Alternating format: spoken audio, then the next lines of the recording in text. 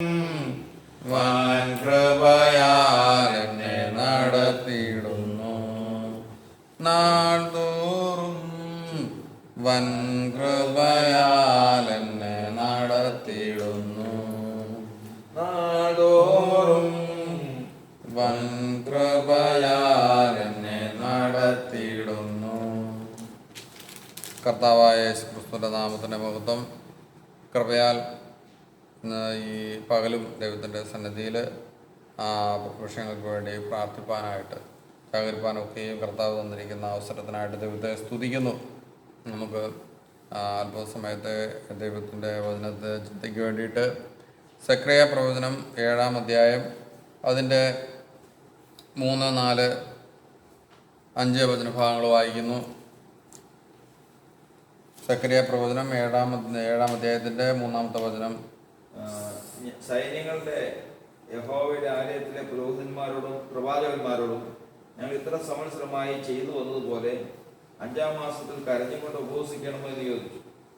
അപ്പോൾ സൈന്യങ്ങളുടെ യഹോവയുടെ അരുളപ്പാട് എനിക്കുണ്ടായതെന്നാൽ, നീ ദേശത്തിലെ സകല ജനത്തോടും പുരോഹിതന്മാരോടും പറയേണ്ടത്, നിങ്ങൾ ഈ 70 സംവത്സരമായി 5-ാം മാസത്തിലും 7-ാം മാസത്തിലും ഉപവസിച്ച് വിലപിക്കുകയും നിങ്ങൾ എനിക്ക് വേണ്ടി തന്നെയോ ഉപവസിച്ചത്. നിങ്ങൾ ഭക്ഷിക്കുമ്പോഴും പാനം ചെയ്യുമ്പോഴും നിങ്ങൾ തന്നെ അല്ലയോ ഭക്ഷിക്കുകയും പാനം ചെയ്യുകയും ചെയ്യുന്നത്. യെരൂശലേമിനും അതിലെ ചുറ്റും അതിലെ ഉപനഗരങ്ങൾക്കും നിവാസികളും സ്വസ്ഥതയും ഉണ്ടായിരുന്നപ്പോഴും തെക്കേ ദേശത്തിലും താഴ്വീതിക്കും നിവാസികൾ ഉണ്ടായിരുന്നപ്പോഴും യഹോവ പണ്ടത്തെ പ്രവാചകന്മാർ മുഖാന്തരം പ്രസംഗിപ്പിച്ച വചനങ്ങളെ നിങ്ങൾ കേട്ടനുസരിക്കേണ്ടതല്ലയോ? മതി ദൈവത്തിന്റെ സ്തോത്രം. ഇവിടെ ദൈവത്തിൻ്റെ വചനത്തിൽ കാണുന്നത് ഇസ്രായേലിൽ അവർ ദൈവത്തിൻ്റെ സന്നിധിയിൽ കടന്നു വന്ന് കരഞ്ഞുകൊണ്ട് വിലാപം കഴിച്ചുകൊണ്ട് ദൈവത്തിൻ്റെ സന്നിധിയിൽ ഉപവസിക്കുന്ന സമയങ്ങൾ അതിനുവേണ്ടി വേർതിരിക്കുന്ന അനുഭവങ്ങളുണ്ടായിരുന്നു. ഇവിടെ കാണുന്നത് ഇത്ര സംവത്സരമായിട്ട് അവർ ഉപവസിച്ചുകൊണ്ട് 5-ാം മാസം പ്രത്യേകമായിട്ട് ഉപവസിച്ച് പ്രാർത്ഥിക്കുന്ന അനുഭവം കാണുകയാണ്. ഇസ്രായേലിനെ ശത്രു ഞെരുക്കിക്കഴിഞ്ഞപ്പോൾ ശത്രു ഭയം നിമിത്തമായിട്ട് അവർ 5-ാം മാസത്തിൽ ദൈവത്തിൻ്റെ സന്നിധിയിൽ കടന്നു വന്ന് കരഞ്ഞുകൊണ്ട് ഉപവസിച്ചു. ദൈവം അവരെ വിടുവിച്ചു. അതിനുശേഷം തുടർമാനമായിട്ട് എല്ലാ വർഷവും പ്രത്യേകമായിട്ട് 5-ാം മാസത്തിൽ അവർ കടന്നു വന്ന് കരഞ്ഞുകൊണ്ട് ദൈവത്തിൻ്റെ സന്നിധിയിൽ ഉപവസിക്കുകയാണ്. എന്നാൽ അവർക്ക് ശത്രുവശത്ത് നിന്ന് വിടുതൽ ലഭിച്ചു. വീണ്ടും തുടർന്നും അങ്ങനെ ഉപവസിച്ച് കരഞ്ഞുകൊണ്ട് ഉപവസിച്ച് പ്രാർത്ഥിക്കേണ്ടതുണ്ടോ എന്ന് അവർക്ക് ഇപ്പോൾ സംശയം വന്നിരിക്കുകയാണ്. അപ്പോൾ അത് ഒരു പ്രവാചകന്മാരോടും പുരോഹിതന്മാരോടും ഇക്കാര്യത്തെക്കുറിച്ച് ആരാഞ്ഞു. കാരണം ഇപ്പോൾ അങ്ങനെ ശത്രു അവരെ ഞെരുക്കുന്ന അനുഭവമില്ല, ശത്രുവിനെ ഭയപ്പെടേണ്ടതായിരിക്കുന്ന അനുഭവമില്ല. അങ്ങനെയെങ്കിൽ തുടർച്ചയായിട്ട് ഈ വർഷങ്ങളിൽ ഇങ്ങനെ 5-ാം മാസത്തിൽ ഉപവസിക്കുന്ന ഈ പ്രവൃത്തി തുടരേണ്ടതായിരിക്കുന്ന ഒരു ആവശ്യം ഇപ്പോൾ അവർക്ക് തോന്നുന്നില്ല. എന്നാൽ ദൈവത്തോട് അരുളപ്പാട് ചോദിച്ചപ്പോൾ ദൈവത്തോട് ഈ കാര്യത്തെക്കുറിച്ച് ചോദിച്ചപ്പോൾ ദൈവത്തിൻ്റെ അരുളപ്പാടുണ്ടായി. അവർ ഭക്ഷണം കഴിക്കുന്നുണ്ട്, അതുപോലെ അവർ പാനം ചെയ്യുന്നു. ഇതൊക്കെയും എന്താണ്? അത് അവരവർക്ക് വേണ്ടി തന്നെയാണ്, ദൈവത്തിന് വേണ്ടിയിട്ടല്ല ഇതൊക്കെ ചെയ്യുന്നത്. അവരവരുടെ ഭൗതികമായിരിക്കുന്ന നിലനിൽപ്പിന് വേണ്ടിയിട്ട്, ഈ ലോകത്തിൽ ജീവനോടിരിക്കേണ്ടതിനായിട്ട് ഇതൊക്കെയും ചെയ്യുന്നു എന്ന് പറഞ്ഞതുപോലെ ഈ ഉപവസിക്കുകയും പ്രാർത്ഥിക്കുകയും ചെയ്യുന്ന എന്തിനു വേണ്ടിയിട്ടാണ്? ആ ആത്മീയമായിട്ടുള്ള നിലനിൽപ്പിന് വേണ്ടിയിട്ടാണ്, താന്താങ്ങൾക്ക് വേണ്ടിയിട്ടാണ് അത് ചെയ്യുന്നത്, ദൈവത്തിന് വേണ്ടിയിട്ട് അല്ല. കരഞ്ഞുകൊണ്ട് ഉപവസിക്കുന്ന 5-ാം മാസത്തിൽ കരഞ്ഞുകൊണ്ട് ദൈവത്തിൻ്റെ സന്നിധിയിൽ കടന്നു വന്ന് ഉപവസിക്കുന്ന ആ പ്രാർത്ഥന ഉപവാസം നിയമിച്ചത് എന്തിനു വേണ്ടിയിട്ടാണ്? ദൈവത്തിന് വേണ്ടിയിട്ടല്ല, താന്താങ്ങളുടെ ആ നിലനിൽപ്പിന് വേണ്ടിയിട്ടാണ് എന്ന് മനസ്സിലാക്കണമെന്ന് അറിയണമെന്ന് ഇവിടെ ദൈവം അവർക്ക് അരുളപ്പാട് കൊടുക്കുകയാണ്. അതുമാത്രമല്ല, അങ്ങനെ ഉപവസിച്ച് പ്രാർത്ഥിച്ചപ്പോൾ ഉണ്ടായ അനുഭവം എന്താണെന്ന് അവരെ കർത്താവ് ഓർപ്പിക്കുകയാണ്. യെരൂശലേമിനും ഉപനഗരങ്ങൾക്കും നിവാസികൾക്കും ഒക്കെ ദൈവം നാളുകളായിട്ട് സ്വസ്ഥത നൽകി തരുവാനായിട്ട് ഇടയായി തീർന്നു. എന്നാൽ സ്വസ്ഥത ഉള്ളപ്പോഴും എന്താണ്, ഇനിയും ആ സ്വസ്ഥതയിൽ നിലനിൽക്കേണ്ടതിനായിട്ട് അവർ ദൈവത്തിൻ്റെ വചനങ്ങളെ അനുസരിച്ചതുപോലെ ഇങ്ങനെ നിയമിക്കപ്പെട്ടതായിരിക്കുന്ന ദിവസങ്ങളിൽ വീണ്ടും കടന്നു വന്ന് ഉപവസിക്കണം, പ്രാർത്ഥിക്കണമെന്ന് ഇവിടെ ദൈവത്തിൻ്റെ ആലോചന പ്രകാരം അവരെ ഉദ്ബോധിപ്പിക്കുകയാണ്. നമ്മുടെ ജീവിതത്തിൽ നമുക്കറിയാം, പലപ്പോഴും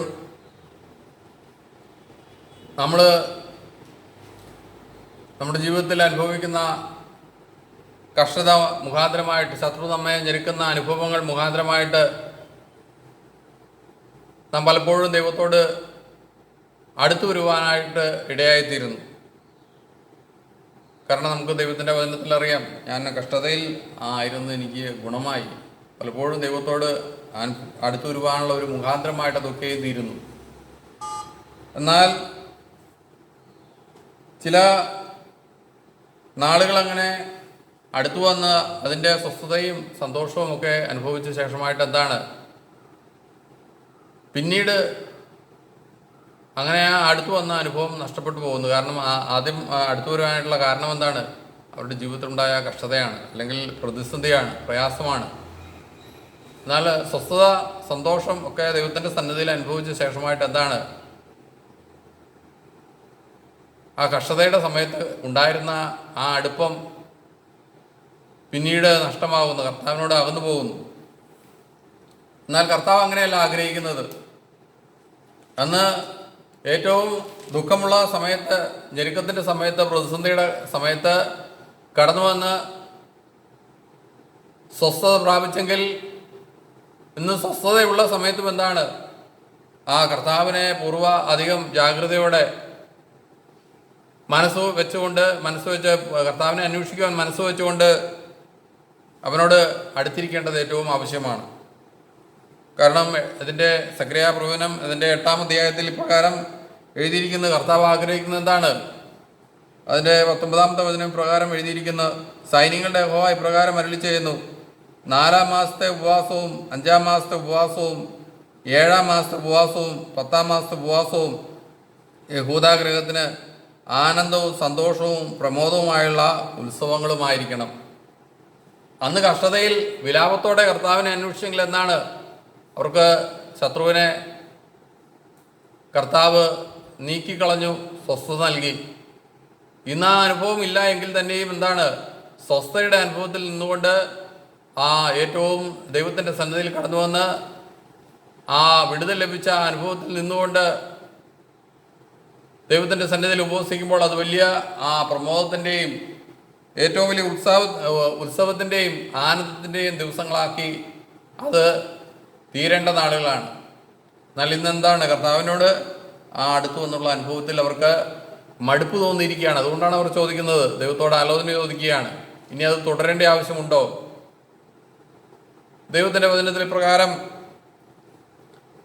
ലൂക്കോസിൻ്റെ സുവിശേഷത്തിൽ എഴുതിയിട്ടുണ്ട്, എന്താണ്, മാനസാന്തരത്തിന് ആവശ്യമില്ലാത്ത നീതിമാന്മാരെക്കാൾ അധികമായിട്ട് മാനസാന്തരപ്പെടുന്ന ഒരു പാപിയെ സംബന്ധിച്ച് ദൈവത്തിൻ്റെ സന്നിധിയിൽ വലിയ സന്തോഷമുണ്ട്, ദൂതന്മാരുടെ ഇടയിൽ വലിയ സന്തോഷമുണ്ട് എന്ന് ദൈവത്തിൻ്റെ വചനത്തിൽ കാണുകയാണ്.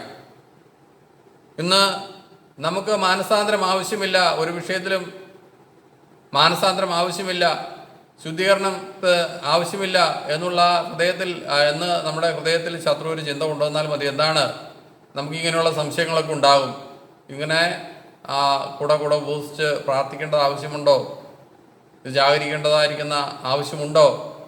എന്നാൽ അവിടെ എന്താണ്, അവിടെ നമ്മെ സംബന്ധിച്ച് എന്താണ്, സ്വർഗത്തിൽ സന്തോഷമില്ല, ദൂതന്മാരുടെ ഇടയിലും ദൈവത്തിൻ്റെ സന്നിധിയിലും സന്തോഷമില്ല. എന്നാൽ ഏതെങ്കിലും ഒരു വിഷയത്തെക്കുറിച്ച് എനിക്ക് മാനസാന്തരം ആവശ്യമാണ്, എനിക്ക് പിഴവുണ്ടായിട്ടുണ്ട്, എൻ്റെ ഭാഗത്തുനിന്ന് ആ ലംഘനം ദൈവത്തിൻ്റെ സന്നിധിയിൽ ഉണ്ടായിട്ടുണ്ട്, അതിലെനിക്ക് ഒരു ക്രമീകരണം ആവശ്യമാണ്. ഇങ്ങനെ മാനസാന്തരം ആവശ്യമുള്ള ഒരുവനെ സംബന്ധിച്ചിടത്തോളം ദൈവത്തിൻ്റെ സന്നിധിയിൽ നമുക്ക് ഉപവസിക്കുമ്പോഴും പ്രാർത്ഥിക്കുമ്പോഴും വലിയ സന്തോഷത്തിനും പ്രമോദത്തിനും ഉത്സവത്തിനുമുള്ള സമയങ്ങളുണ്ടെങ്കിൽ, അതുപോലെ തന്നെ ദൈവത്തിൻ്റെ സന്നിധിയിലും അത് വലിയ സന്തോഷത്തിന് കാരണമായി തീരുന്ന അനുഭവമാണ്. നമ്മുടെ ജീവിതത്തിലും നമുക്കും നാം നമ്മെ തന്നെ നീതിമാന്മാരെന്ന് കരുതി വിധിക്കാതെ വണ്ണം കുറവുകളുണ്ട്, ഇനിയും അധികമായിട്ട് ശുദ്ധീകരണം പ്രാപിക്കേണ്ടതുണ്ട്, കുഞ്ഞാട്ടിൻ്റെ രക്തത്തിൽ അങ്കിയെ ഇനിയും അധികമായിട്ട് വെളുപ്പിക്കേണ്ടതുണ്ട് എന്ന് ആഗ്രഹിച്ചുകൊണ്ട് സ്വർഗം സന്തോഷിക്കുന്ന ഒരു അനുഭവം ഇന്ന് നമുക്ക് പ്രാപിക്കുവാൻ തക്കണമായിട്ട് കർത്താവ് സഹായിക്കട്ടെ എന്ന് ചുരുക്കമായിട്ട് പ്രബോധിപ്പിച്ചുകൊണ്ട് ദൈവത്തിൻ്റെ സന്നിധിയിലായിരിക്കും. ദൈവത്തിന് സ്തോത്രം. ശേഷമുള്ള സമയങ്ങളെ കർത്താവിൻ്റെ സന്നിധി കൈമാറും.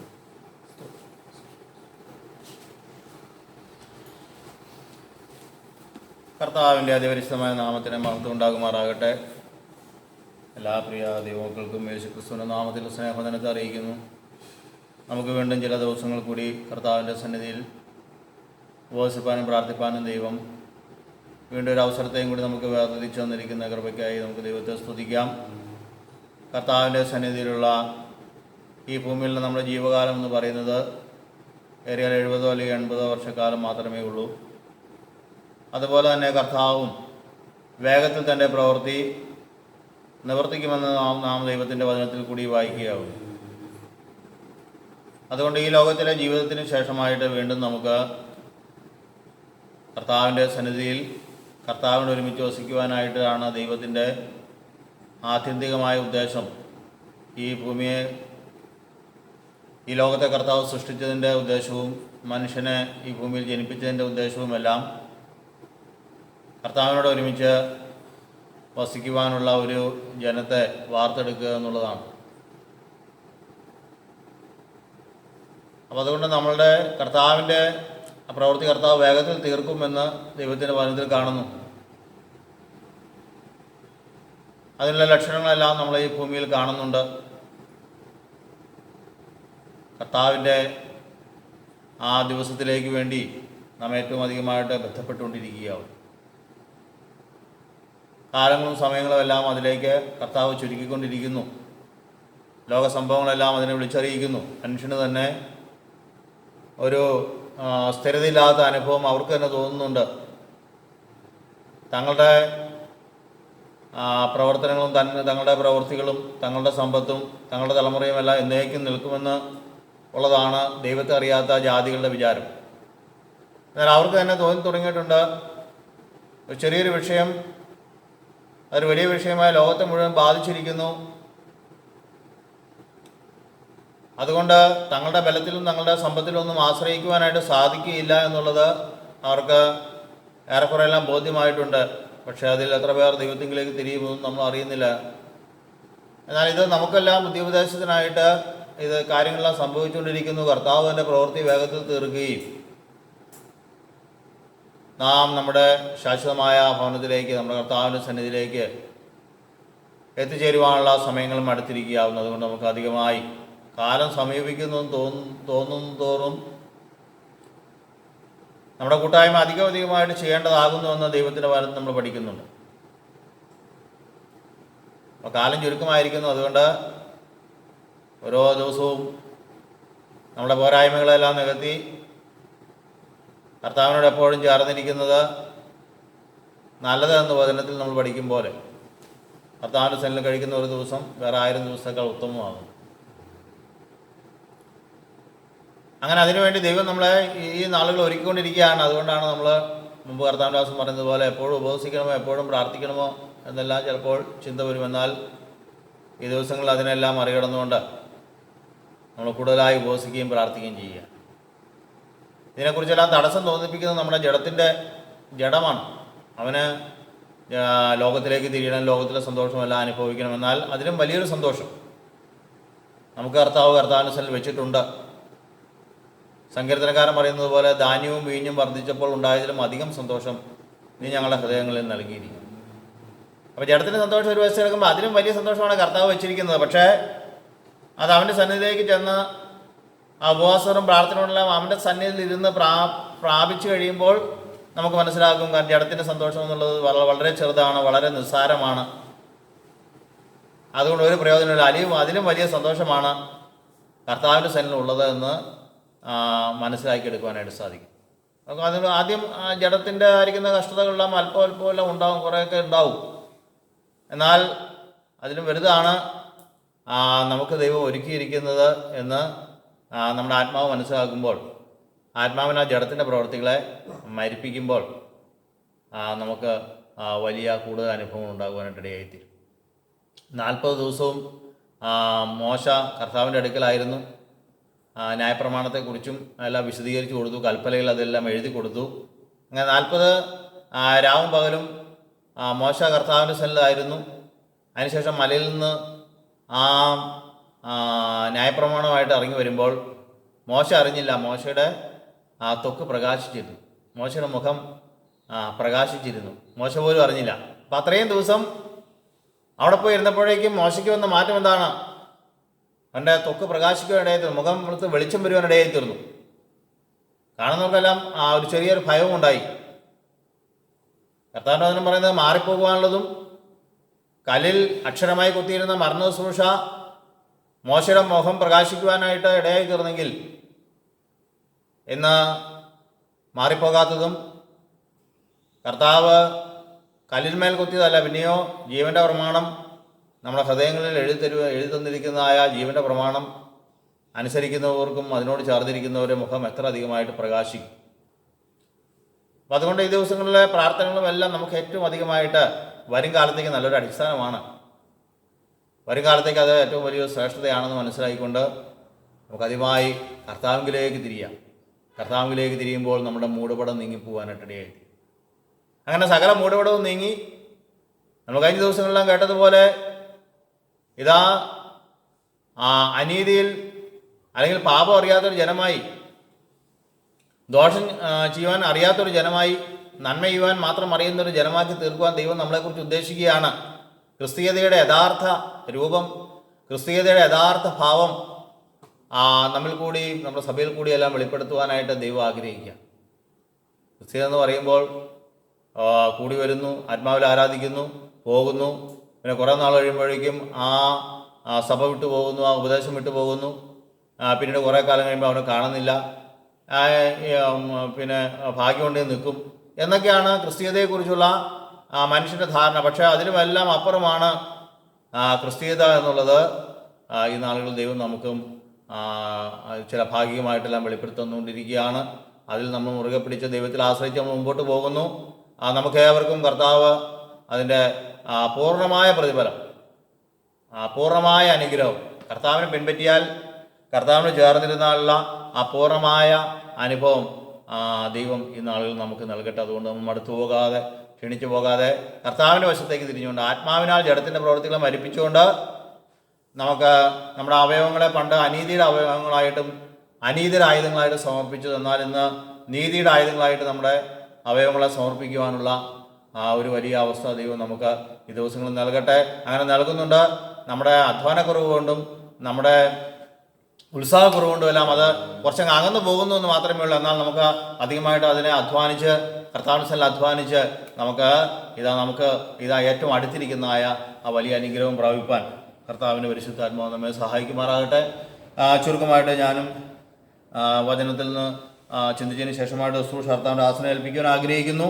ദൈവത്തിൻ്റെ വചനം ലൂക്കോസിൻ്റെ സുവിശേഷം 18-ാം അധ്യായത്തിൻ്റെ 24-ാമത്തെ വചനത്തിൽ എഴുതിയിരിക്കുന്നത്, യേശുവിനെ കണ്ടിട്ട് സമ്പത്തുള്ളവർ ദൈവരാജ്യത്തിൽ കടക്കുന്നത് എത്ര പ്രയാസം എന്ന് പറയുവാനായിട്ടിടയായി തീർന്നു. നമുക്കറിയാം, എൻ്റെ പശ്ചാത്തലമെല്ലാം നമുക്കറിയാം.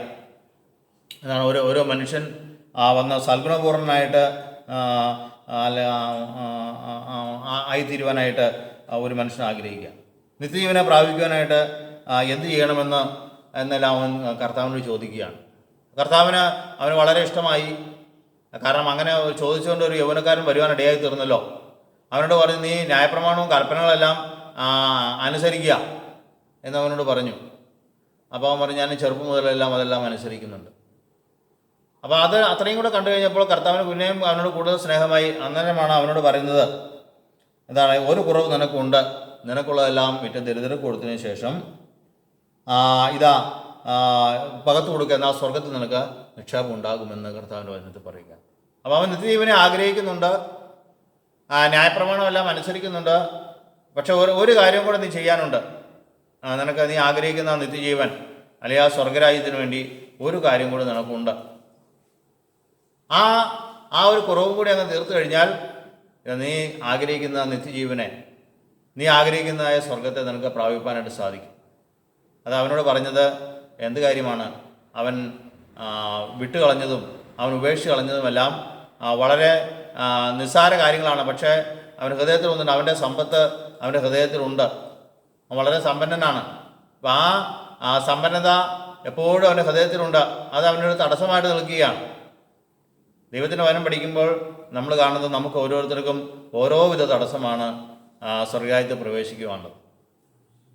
നിത്യജീവനെ പ്രാപിപ്പാനായിട്ട് നമുക്ക് സാധിക്കാത്തത്, അല്ലെങ്കിൽ സ്വർഗരാജ്യത്തെ പ്രാപിപ്പാനായിട്ട് നമുക്ക് സാധിക്കാത്തത് ഓരോരുത്തർക്കും, നമ്മൾ 100 വിശ്വാസികളുണ്ടെങ്കിൽ നമുക്ക് ഓരോരുത്തർക്കും ഓരോ തരത്തിലായിരിക്കും. മറ്റ് 99 കാര്യങ്ങളെ വിടുവാനായിട്ട് ചിലപ്പോൾ നമ്മൾ സമ്മതിച്ചേക്കാം. എന്നാൽ ഏറ്റവും പ്രധാനപ്പെട്ട കാര്യം സ്വർഗരാജ്യത്തെ അവകാശമാക്കുവാനായിട്ട് നമ്മുടെ ഹൃദയത്തിൽ കർത്താവിന് ഹിതമില്ലാത്തതും കർത്താവിന് ഇഷ്ടമില്ലാത്തതുമായ ഏതെങ്കിലും ഒരു കാര്യം നമ്മുടെ എല്ലാവരുടെയും ജീവിതത്തിൽ ഉണ്ടാകും. എന്നാൽ അത് തെരഞ്ഞു പിടിച്ച് കണ്ടെത്തി അത് കളയുകയാണ് നമ്മളെ ഏറ്റവും പ്രധാനമായ നമ്മുടെ ജീവിതത്തിൻ്റെ ഉദ്ദേശം. ഏറ്റവും പ്രധാനപ്പെട്ട ഉദ്ദേശം അതായിരിക്കണം. കർത്താവ് തന്നെ പറഞ്ഞു, കർത്താവിൻ്റെ സന്നിധിയിൽ അവൻ പല കാര്യങ്ങളും പറഞ്ഞു. ഞാൻ ന്യായപ്രമാണം എല്ലാം അനുസരിക്കുന്നുണ്ട്, അല്ല ഞാൻ ബാല്യം മുതലെല്ലാം അനുസരിക്കുന്നുണ്ടെന്ന് പറഞ്ഞപ്പോൾ ഒരു കാര്യമുണ്ട്, ഒരു കാര്യം കൂടി ഉണ്ട്, നിനക്ക് സ്വർഗരാജ്യത്തെ പ്രാപിപ്പാനായിട്ടുള്ള തടസ്സം ഒരു കാര്യവും കൂടി ഉണ്ട് എന്ന് കർത്താവ് പറഞ്ഞു. പക്ഷെ അതുകൂടി അങ്ങ് വിട്ടുകളയുവാനായിട്ട് ഇത്രയും താല്പര്യത്തോടെ വന്ന യൗവനക്കാരന് സാധിച്ചിരുന്നുവെങ്കിൽ അത് എത്ര വലിയൊരു സന്തോഷമായി തീരുമായിരുന്നു. കർത്താവ് വിചാരിച്ചത് അങ്ങനെയാണ്. അവൻ അതും കൂടി അങ്ങ് കളയുമെന്ന് കർത്താവ് വിചാരിച്ചു. പക്ഷേ എന്ത് ചെയ്യുന്നില്ല, അവനത് വളരെ സമ്പന്നനാണ്. ഒത്തിരി അവൻ്റെ ഹൃദയം മുഴുവൻ അത് നിറഞ്ഞു നിൽക്കുകയാണ്. അത് അവനെ മാറ്റുവാനായിട്ട് സാധിക്കില്ല. അത് മാറ്റിക്കഴിഞ്ഞാൽ അവനില്ല എന്നാണ് അവൻ്റെ വിചാരം. എന്നാൽ അവൻ എന്ത് ചെയ്തു? അവൻ ദുഃഖിതനായിട്ട് അവൻ അവിടുന്ന് കർത്താവിൻ്റെ അടുത്ത് നിന്ന് പോകാനായിട്ട് ഇടയായി തീർന്നു എന്ന് വചനത്തിൽ പറയുകയാണ്. എന്നാൽ ദൈവത്തിന് നാമം ഇന്ന് ഈ ദിവസങ്ങളിൽ കർത്താവിൻ്റെ സ്ഥലമായിരിക്കുമ്പോൾ ഇത് നമുക്ക് ഏറ്റവും പ്രിയപ്പെട്ടത് എന്താണ്? കർത്താവിനൊക്കെ അധികമായി നമുക്ക് പ്രിയപ്പെട്ടത് എന്താണ്? നമുക്ക് തടസ്സം എന്താണ്? ദൈവത്തോട് അടുക്കുവാനുള്ള തടസ്സം എന്താണ്? ദൈവരാജ്യത്തെ അവകാശമാക്കുവാനുള്ള തടസ്സം എന്താണെന്നുള്ളത് ഈ ദിവസങ്ങളിൽ ദൈവം വെളിപ്പെടുത്തി തരുന്നതും ദൈവം നമ്മെക്കുറിച്ച് ആഗ്രഹിക്കുന്നതുമായ കാര്യങ്ങളെ വിട്ടുകളവാനുള്ള ഒരു വലിയ ശക്തിക്ക് വേണ്ടി, വലിയൊരു ഹൃദയത്തിൻ്റെ താല്പര്യത്തിന് വേണ്ടി, അങ്ങനെ ഒരു വിശ്വാസം നമുക്ക് ലഭിക്കേണ്ടതിന് വേണ്ടി നമുക്ക് ദൈവത്തിൻ്റെ സന്നിധിയിൽ വാസ്തവമായിട്ട് ആഗ്രഹിക്കാം. പല കാര്യങ്ങളും യൗവനക്കാരൻ വന്ന് ആഗ്രഹിച്ചു. പക്ഷേ എന്താണ്, യഥാർത്ഥത്തിൽ അത് പ്രാപിപ്പാനുള്ള ഒരു വഴി കർത്താവ് പറഞ്ഞു കൊടുത്തപ്പോൾ അവൻ ദുഃഖിച്ച് കടന്നു പോകാനായിട്ട് ഇടയായിരുന്നു. അനേകരുടെയും വിശ്വാസ ജീവിതത്തിൽ അതാണ് യഥാർത്ഥമായ മാർഗം. കർത്താവ് പറഞ്ഞു കൊടുക്കുമ്പോൾ അവർ പലപ്പോഴും ദുഃഖിച്ച് കടന്നു പോവുകയാണ്. കാരണം അവരുടെ ഹൃദയത്തിൽ പല കാര്യങ്ങളെല്ലാം ഉണ്ട്. ദൈവരാജ്യത്തെ അവകാശമാക്കുവാനും നിത്യജീവനെ പ്രാപിപ്പാനും പല ചിന്താഗതികളെല്ലാം അവരുടെ ഹൃദയത്തിലുണ്ട്. പക്ഷേ അതല്ല കർത്താവ് കണക്കിടുന്നത്. പിന്നെയോ ഏറ്റവും പ്രധാനപ്പെട്ട ഒരു കാര്യം നമ്മുടെ ഹൃദയത്തിൽ ഉണ്ടാകും, ദൈവരാജ്യത്തെ നമുക്ക് അവകാശമാക്കുവാൻ കഴിയാത്തത്. എന്നാൽ അത് വിട്ട് കളവാനായി ഇതാ കർത്താവ് കൽപ്പിക്കുമ്പോൾ സന്തോഷത്തോടെ അതിനെ കുറച്ച് നഷ്ടം വന്നാലും ഛേദം വന്നാലും എനിക്ക് അതിലും വലുതാണ് ദൈവരാജ്യം എന്നുള്ളത് മനസ്സിലാക്കി ഇന്നത് വിട്ടുകളവാനുള്ള ഒരു വലിയ മാനസികാവസ്ഥ ദൈവത്തിൻ്റെ ആത്മാവ് നമുക്ക് നൽകി തരുമാറാകട്ടെ. അതും കൂടി അങ്ങ് വിട്ടുകളഞ്ഞാൽ നമ്മൾ ആഗ്രഹിക്കുന്നതായ നിത്യജീവൻ, ദൈവരാജ്യം, സന്തോഷം, സമാധാനം, പരിശുദ്ധാത്മാവിലുള്ള സന്തോഷവും സമാധാനവും നീതിയും ഉള്ള ദൈവരാജ്യത്തെ നമുക്ക് നിശ്ചയമായിട്ടും പ്രാപിപ്പാൻ സാധിക്കും. അത് ഈ ദിവസങ്ങളിൽ നമ്മുടെ ഹൃദയത്തോട് പറ്റിയിരിക്കുന്നതായ അത് ദൈവത്തിൻ്റെ ആത്മാവ് ഈ ഉപവാസ പ്രാർത്ഥനയുടെ ദിവസങ്ങളിൽ നമുക്ക് നീക്കി തന്നുകൊണ്ട് നമുക്ക് ദൈവം ആഗ്രഹിക്കുന്ന, കർത്താവ് ആഗ്രഹിക്കുന്ന പൂർണ്ണമായ പ്രതിഫലം പ്രാപിപ്പാൻ ദൈവമായ കർത്താവ് നമ്മെ സഹായിക്കട്ടെ എന്ന് ചുരുക്കമായി പറഞ്ഞുകൊണ്ട് ശുശ്രൂഷ കർത്താവിലേക്ക് ഏൽപ്പിക്കും. വെറും വെള്ളിയല്ല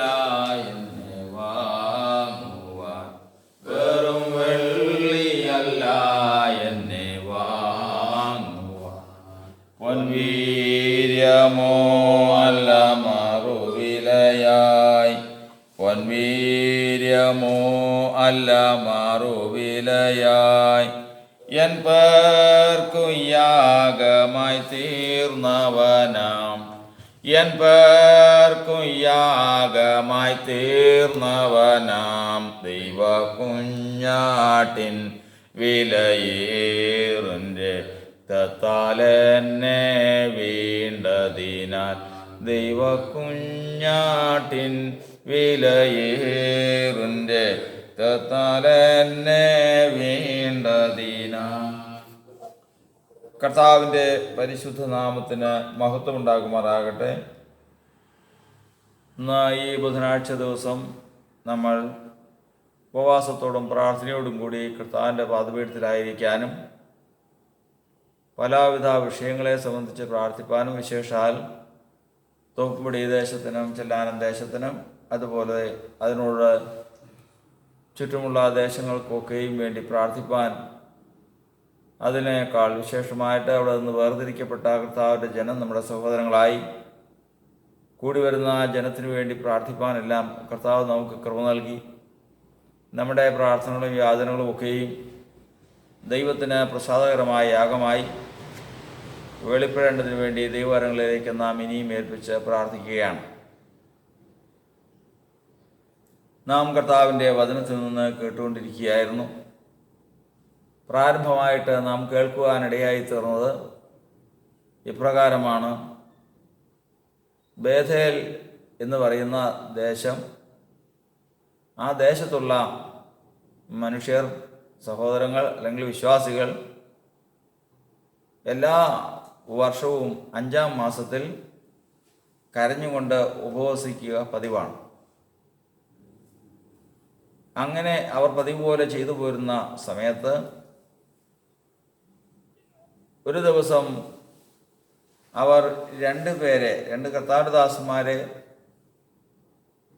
പ്രവാചകൻ്റെ അടുക്കൽ അയച്ച് ചോദിക്കുന്ന ചോദ്യമാണ് നാം കേട്ടത്. രേഗം മേലേക്കിനെയും സരേസറിനെയും അവർ പറഞ്ഞയച്ച് പ്രവാചകനോട് ഒരു ചോദ്യം ചോദിച്ചു: ഇത്രയും കാലം ഞങ്ങൾ 5-ാം മാസത്തിൽ കരഞ്ഞും കൊണ്ട് ഉപവസിച്ചു, ഇനിയും ഞങ്ങൾ അങ്ങനെ ഉപവസിക്കേണ്ട കാര്യമുണ്ടോ എന്നുള്ളതാണ് ചോദ്യം. അവിടെ എന്തുകൊണ്ട് ആ ചോദ്യം ചോദിച്ചു എന്നുള്ളത് പിന്നീടുള്ള വാക്കുകൾ നോക്കുമ്പോൾ മനസ്സിലാകും. അതായത്, എനിക്കൊരു വീട് വേണം, ആ വീട് വേണമെന്ന് ഞാൻ കരഞ്ഞുകൊണ്ട് പ്രാർത്ഥിച്ചാൽ കർത്താവ് എനിക്കൊരു നല്ലൊരു വീട് തന്നു. പിന്നെ ഞാൻ വീടിന് വേണ്ടി കരയുന്നത് എന്തിനാണ്? പിന്നെ ഞാൻ വീടിന് വേണ്ടി കരയേണ്ട കാര്യമില്ല, എൻ്റെ കണ്ണുനീർ അവിടെ തീരുകയാണ്. ഇതുപോലെ ബേഥേൽക്കാർ കരഞ്ഞുകൊണ്ട് ഉപവസിക്കുന്ന ആ വിഷയത്തിന്മേൽ കർത്താവ് പറയുകയാണ്, അവർക്ക് ഭക്ഷിപ്പാനും പാനം ചെയ്യുവാനും ഉണ്ടായിരുന്നു. അതുപോലെ തന്നെ അവിടെ നിവാസികളുണ്ടായിരുന്നു, നിവാസികൾക്ക് സ്വസ്ഥതയുണ്ടായിരുന്നു. ഇത്രയും അനുഗ്രഹങ്ങൾ അവരുടെ ഉപവാസ പ്രാർത്ഥന മുഖാന്തരം ദേശത്തിന് ലഭിച്ചുകൊണ്ടിരുന്നതാണ്. ലഭിച്ചുകൊണ്ടിരുന്ന ഉപകാരങ്ങൾ ഇവരുടെ ഉപവാസ പ്രാർത്ഥന മൂലമാകുന്നുവെന്ന് അവരൊരുപക്ഷെ അറിഞ്ഞിട്ടുണ്ടാവില്ല. ഇന്ന് അവർ ആ ചോദ്യം ചോദിച്ചപ്പോൾ കർത്താവ് ചോദിക്കുകയാണ്, മുൻപുള്ള പ്രവാചകന്മാർ മുഖാന്തരം ദൈവം അരുളി ചെയ്ത വചനങ്ങളെ അവർ അനുസരിക്കേണ്ടയോ?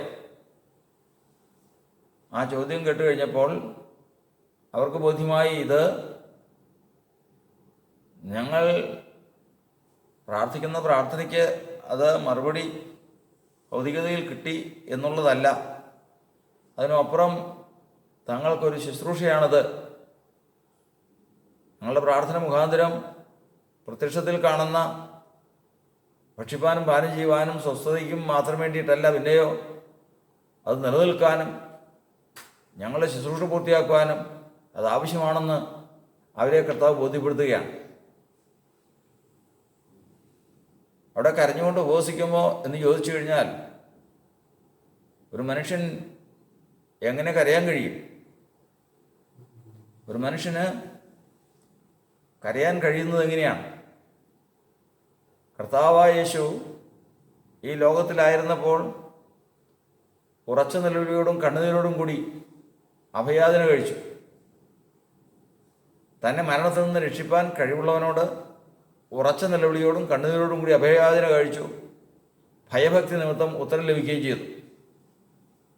ദൈവം അതിന് മറുപടി നൽകി. അപ്പോൾ യേശു ഉറച്ച നിലവിളിയോടും കണ്ണുനീരോടും കൂടിയാണ് അഭയാചന കഴിച്ചത്. ഒരു മനുഷ്യൻ എന്തിനു വേണ്ടിയിട്ടാണ് അഭയാചന കഴിക്കുന്നത്? തന്നെ മരണത്തിൽ നിന്ന് വിടുവിപ്പാൻ കഴിവുള്ളവനാണ് അഭയാചന കഴിച്ചത്. പക്ഷെ ആൾ മരിച്ചു. അപ്പോൾ അതിൻ്റെ അർത്ഥം നമ്മൾ പ്രാർത്ഥിക്കുന്ന പ്രാർത്ഥന അപ്പാടെ തന്നെ ഇങ്ങോട്ട് കിട്ടാനല്ല. അതിന്മേൽ ദൈവത്തിൻ്റെ പ്രവൃത്തി, ദൈവത്തിൻ്റെ ഇഷ്ടം അത് വെളിപ്പെടുവാൻ നമ്മുടെ പ്രാർത്ഥന ആവശ്യമാണ്. അത് നമുക്ക് കർത്താവുന്ന ശുശ്രൂഷയാണ്. അത് നിമിത്തം നിശ്ചയമായിട്ടും പ്രതിഫലമുണ്ട്. അത് നിവാസികൾക്ക് മാത്രമല്ല, സഭയ്ക്ക് മാത്രമല്ല, വ്യക്തിപരമായിട്ട് പ്രാർത്ഥിക്കുന്നവനും അതിൻ്റെതായ പ്രയോജനവും പ്രതിഫലവും ഉണ്ട്. അവിടെയാണ് നമ്മളിന്ന് ദൈവത്തിൻ്റെ വചനത്തിൽ കൂടി ഗ്രഹിപ്പാനിടയായി തീർന്നത്. ഞാൻ ദൈവസന്നിധിയിലേക്ക് ഒരു കാര്യം പ്രാർത്ഥിക്കുമ്പോൾ ഓർക്കേണ്ടത്, ഞാൻ ഒരിക്കൽ ഒരു മാതാവ് കരഞ്ഞുകൊണ്ട് പ്രാർത്ഥിക്കുക. ആ തൊട്ടടുത്തിരിക്കുന്ന ഒരു കുട്ടി ആ മാതാവിനോട് ചോദിച്ച ചോദ്യമാണ്, ഉണ്ടായ സംഭവമാണ്. എന്തിനാ അമ്മ കരയുന്നത്? നമുക്ക് വേണ്ടതെല്ലാം കർത്താവ് തരുന്നുണ്ടല്ലോ. അമ്മ ഇപ്പോൾ പ്രാർത്ഥനയിൽ ചോദിച്ച കാര്യങ്ങളൊക്കെയും നമുക്ക് കർത്താവ് തരുന്നതാണ്. നമുക്കിപ്പോൾ അമ്മയുടെ വാഗൊണ്ട് ഉച്ചരിച്ച സകല കാര്യങ്ങളും ഇവിടെ ഉണ്ട്. പിന്നെ എന്തിനാണ് അമ്മ കരയുന്നത്? എത്ര അർത്ഥവത്തായ ചോദ്യമാണ്. കാരണം താൻ എന്തിനു വേണ്ടി കരയുന്നു? ആ കരച്ചിൽ അതോടുകൂടി തീരണം. താൻ അത് ലഭിച്ചു കഴിഞ്ഞാൽ കരച്ചിൽ തീരണം. എന്നാൽ അതിനേക്കാളെല്ലാം ഉപരിയായി ദൈവം നോക്കുന്ന കണ്ണുനീരുണ്ട്. ദൈവത്തിൻ്റെ പദത്തിൽ പറഞ്ഞിരിക്കുന്നത്, ഒരുവൻ്റെ കണ്ണുനീര് ദൈവത്തെ മാനിക്കുന്നതായി തീരണമെങ്കിൽ അത് പുറമേയുള്ളതായിരിക്കരുത്. സങ്കീർത്തനം 30-ാം സങ്കീർത്തനം പറയുന്നത്, ഞാൻ ഉരിയാടാതെ ഊമനായിരുന്നു. ഞാൻ ഉരിയാടാതെ ഊമനായിരുന്നു. എൻ്റെ സങ്കടം പൊങ്ങി വന്നു. എൻ്റെ ഹൃദയത്തിന് ചൂട് പിടിച്ചു. ഞാൻ നാവെടുത്ത് സംസാരിച്ചു. ഞാൻ ഉരിയാടാതെ ഊമനായിരുന്നു. നന്മയെ ഗണ്യമാക്കാതെ മൗനമായിരുന്നു. ഒരു മനുഷ്യൻ്റെ ജീവിതത്തിൽ രണ്ട് തരത്തിലുള്ള സങ്കടങ്ങൾ അവനുണ്ട്. ഒന്ന് പുറമേയുള്ള സങ്കടം, രണ്ട് പൊങ്ങി വരുന്ന സങ്കടം. പുറമേയുള്ള സങ്കടമല്ല പൊങ്ങി വരുന്ന സങ്കടം. പൊങ്ങി വരുന്ന സങ്കടം എന്ന് പറയുന്നത് അവൻ്റെ പ്രാണൻ്റെ സങ്കടമാണ്. പൊങ്ങി വരുന്ന സങ്കടം ഒരിക്കലും പൊങ്ങി വരാതിരിക്കാൻ ജഡം അല്ലെങ്കിൽ പുറമേയുള്ളവൻ അതിനെ ഒതുക്കി കൊണ്ടുപോകും. രണ്ട് കാര്യങ്ങളിലാണ് അത് ഒതുക്കി കൊണ്ടുപോകുന്നത്.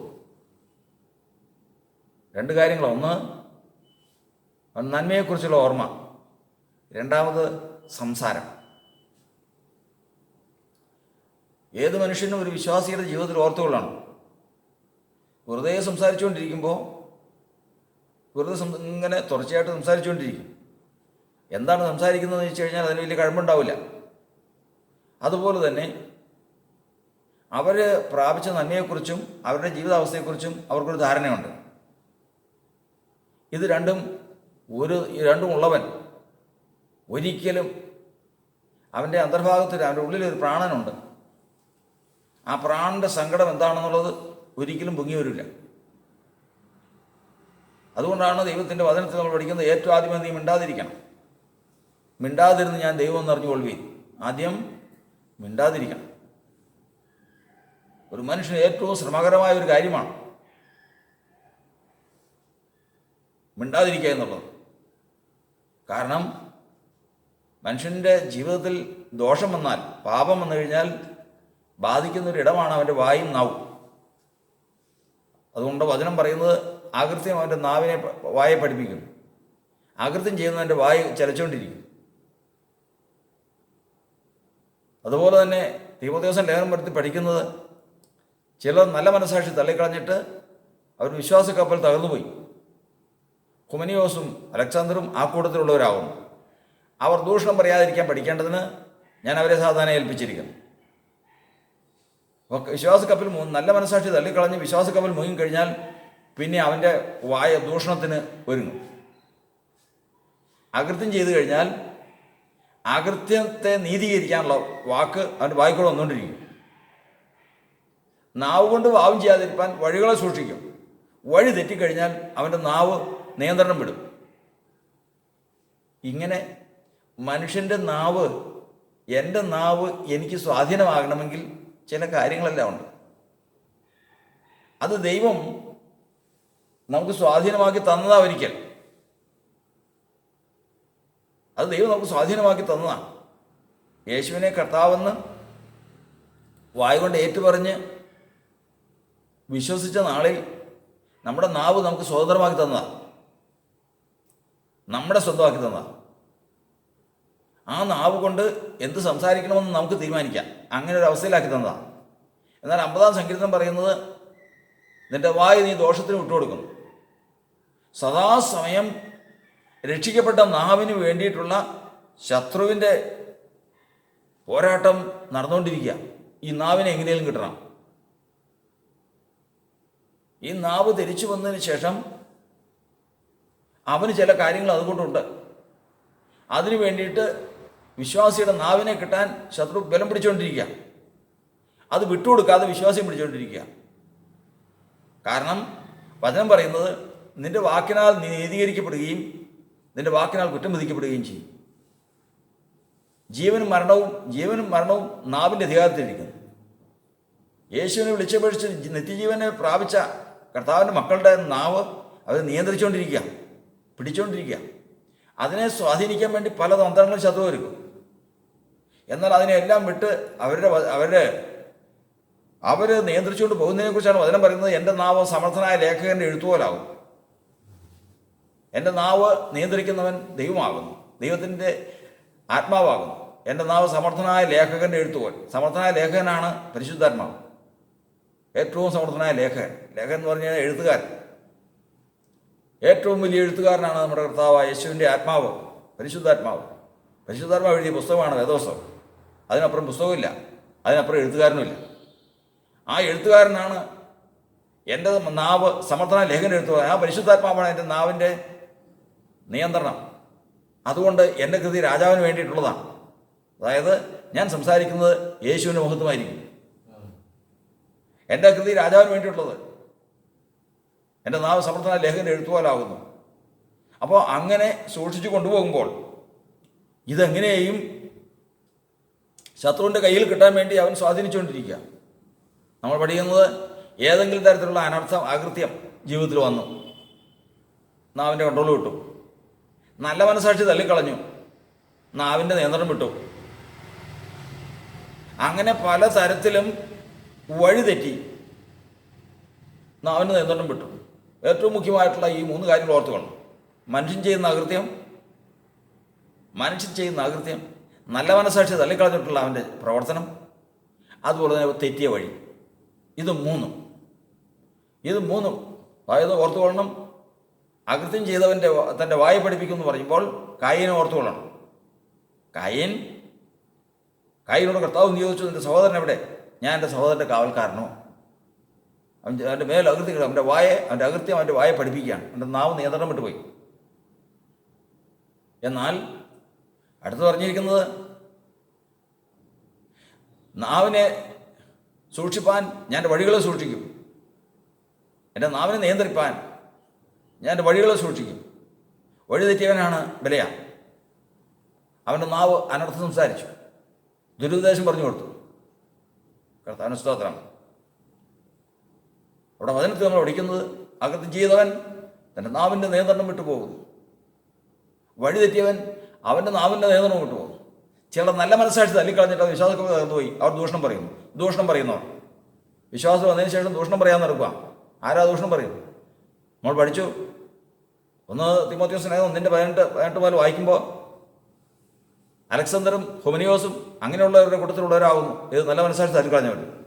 നല്ല മനസ്സാക്ഷി തല്ലിക്കളഞ്ഞ് വിശ്വാസ കപ്പൽ മുങ്ങിക്കഴിഞ്ഞാൽ അവർ ദൂഷണം പറയാതിരിക്കാം. പിന്നെ അവർ പറയുന്നത് ദൂഷണമാണ്. പിന്നെ അവരുടെ വാഗ എത്ര നിന്നിരിച്ചാലും അവർക്ക് തന്നെ കിട്ടില്ല. ഇങ്ങനെ നിൽക്കുകയാണ്. അതുകൊണ്ട് അവർ കൂടുതൽ സംസാരിക്കും.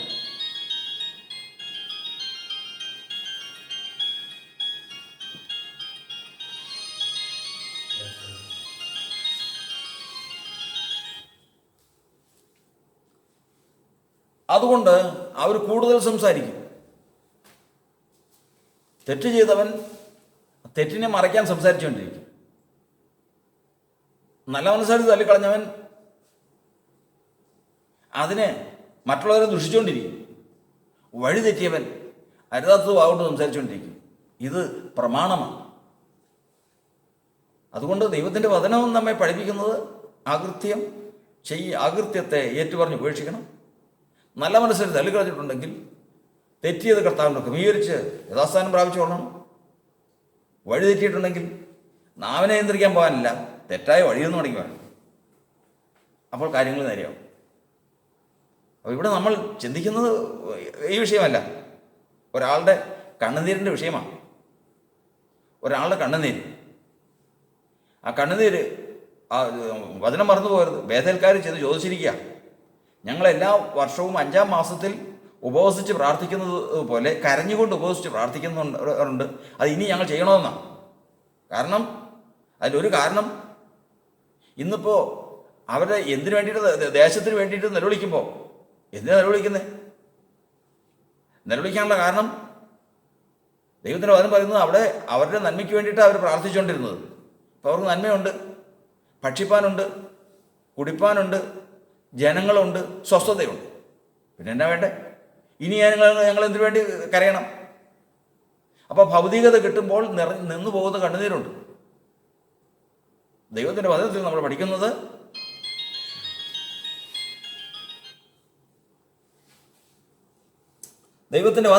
പഠിക്കുന്നത് ഭൗതികമായിട്ടുള്ള അനുഗ്രഹങ്ങൾ നമ്മുടെ ജീവിതത്തിൽ കിട്ടുമ്പോൾ നിന്നു പോകുന്ന കണ്ണുനീരുണ്ട്.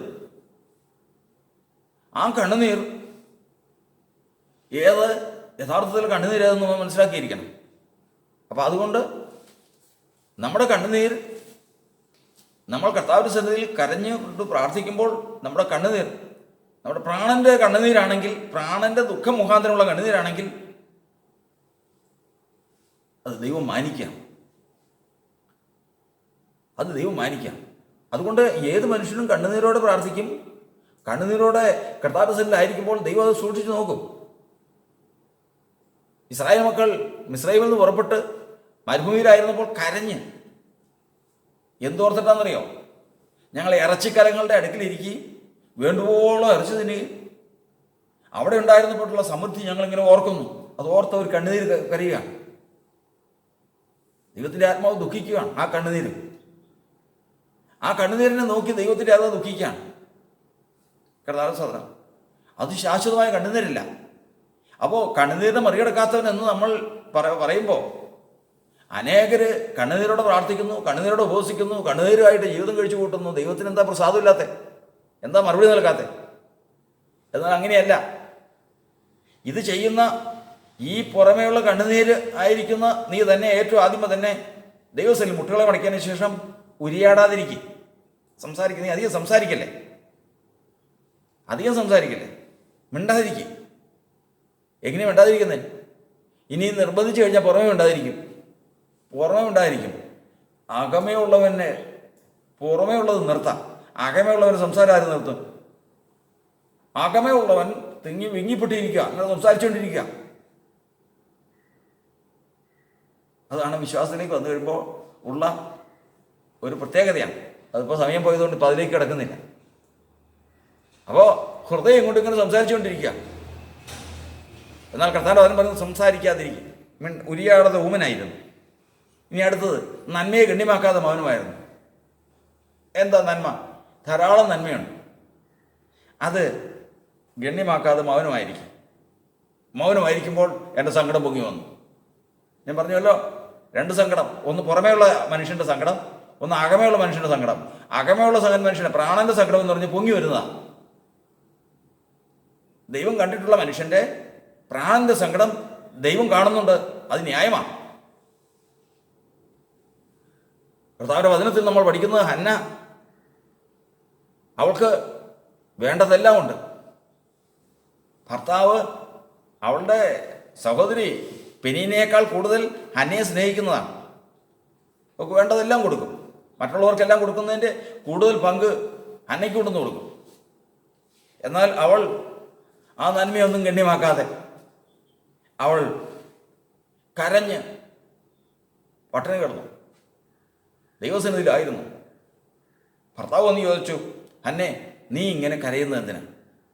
നിനക്ക് 10 മക്കളുണ്ടെങ്കിൽ, 10 ആൺമക്കളുണ്ടെങ്കിൽ അതിനേക്കാൾ വലിയവനല്ലേ ഞാൻ നിന്നെ അത്രയ്ക്ക് സ്നേഹിക്കുന്നില്ലേ? അവൾ ഗണ്യമാക്കിയില്ല. കാരണം അവൾക്ക് പുറമേ നോക്കുമ്പോൾ ഈ കാര്യങ്ങളെല്ലാം ഉണ്ടെങ്കിലും അവളുടെ പ്രാണന്റെ സങ്കടം പൊങ്ങി വരിക. പ്രാണന്റെ സങ്കടം പൊങ്ങി വന്നത്, ദൈവത്തിൻ്റെ വചനം പറയുന്നത്, പ്രാണന്റെ സങ്കടം പൊങ്ങി വന്നാലുള്ള പ്രത്യേകത ഹൃദയത്തിന് ചൂട് പിടിക്കും. അപ്പോൾ ദൈവത്തിൻ്റെ വചനത്തിൽ നമ്മൾ പഠിക്കുന്നത്, ഹൃദയത്തിന് ചൂട് പിടിച്ചിട്ടുള്ള ഒരു കണ്ണുനീര്, ഹൃദയം ചൂട് പിടിച്ചിട്ടുള്ള ഒരു കണ്ണുനീര് ആർക്കുണ്ട്? ഇന്ന് ദൈവസന്നിധിയിൽ നാം ആയിരിക്കുമ്പോൾ നമ്മൾ ഓർക്കേണ്ടതാണ്. നമ്മൾ പുറമേ പല കാര്യങ്ങളും നമ്മൾ ചിന്തിക്കും, പ്രാർത്ഥിക്കും, കണ്ണുനീര് ഒഴുക്കും, കാര്യമൊക്കെ ചെയ്തതാണ്. എന്നാൽ യേശു കരഞ്ഞത് എങ്ങനെയെന്നാ?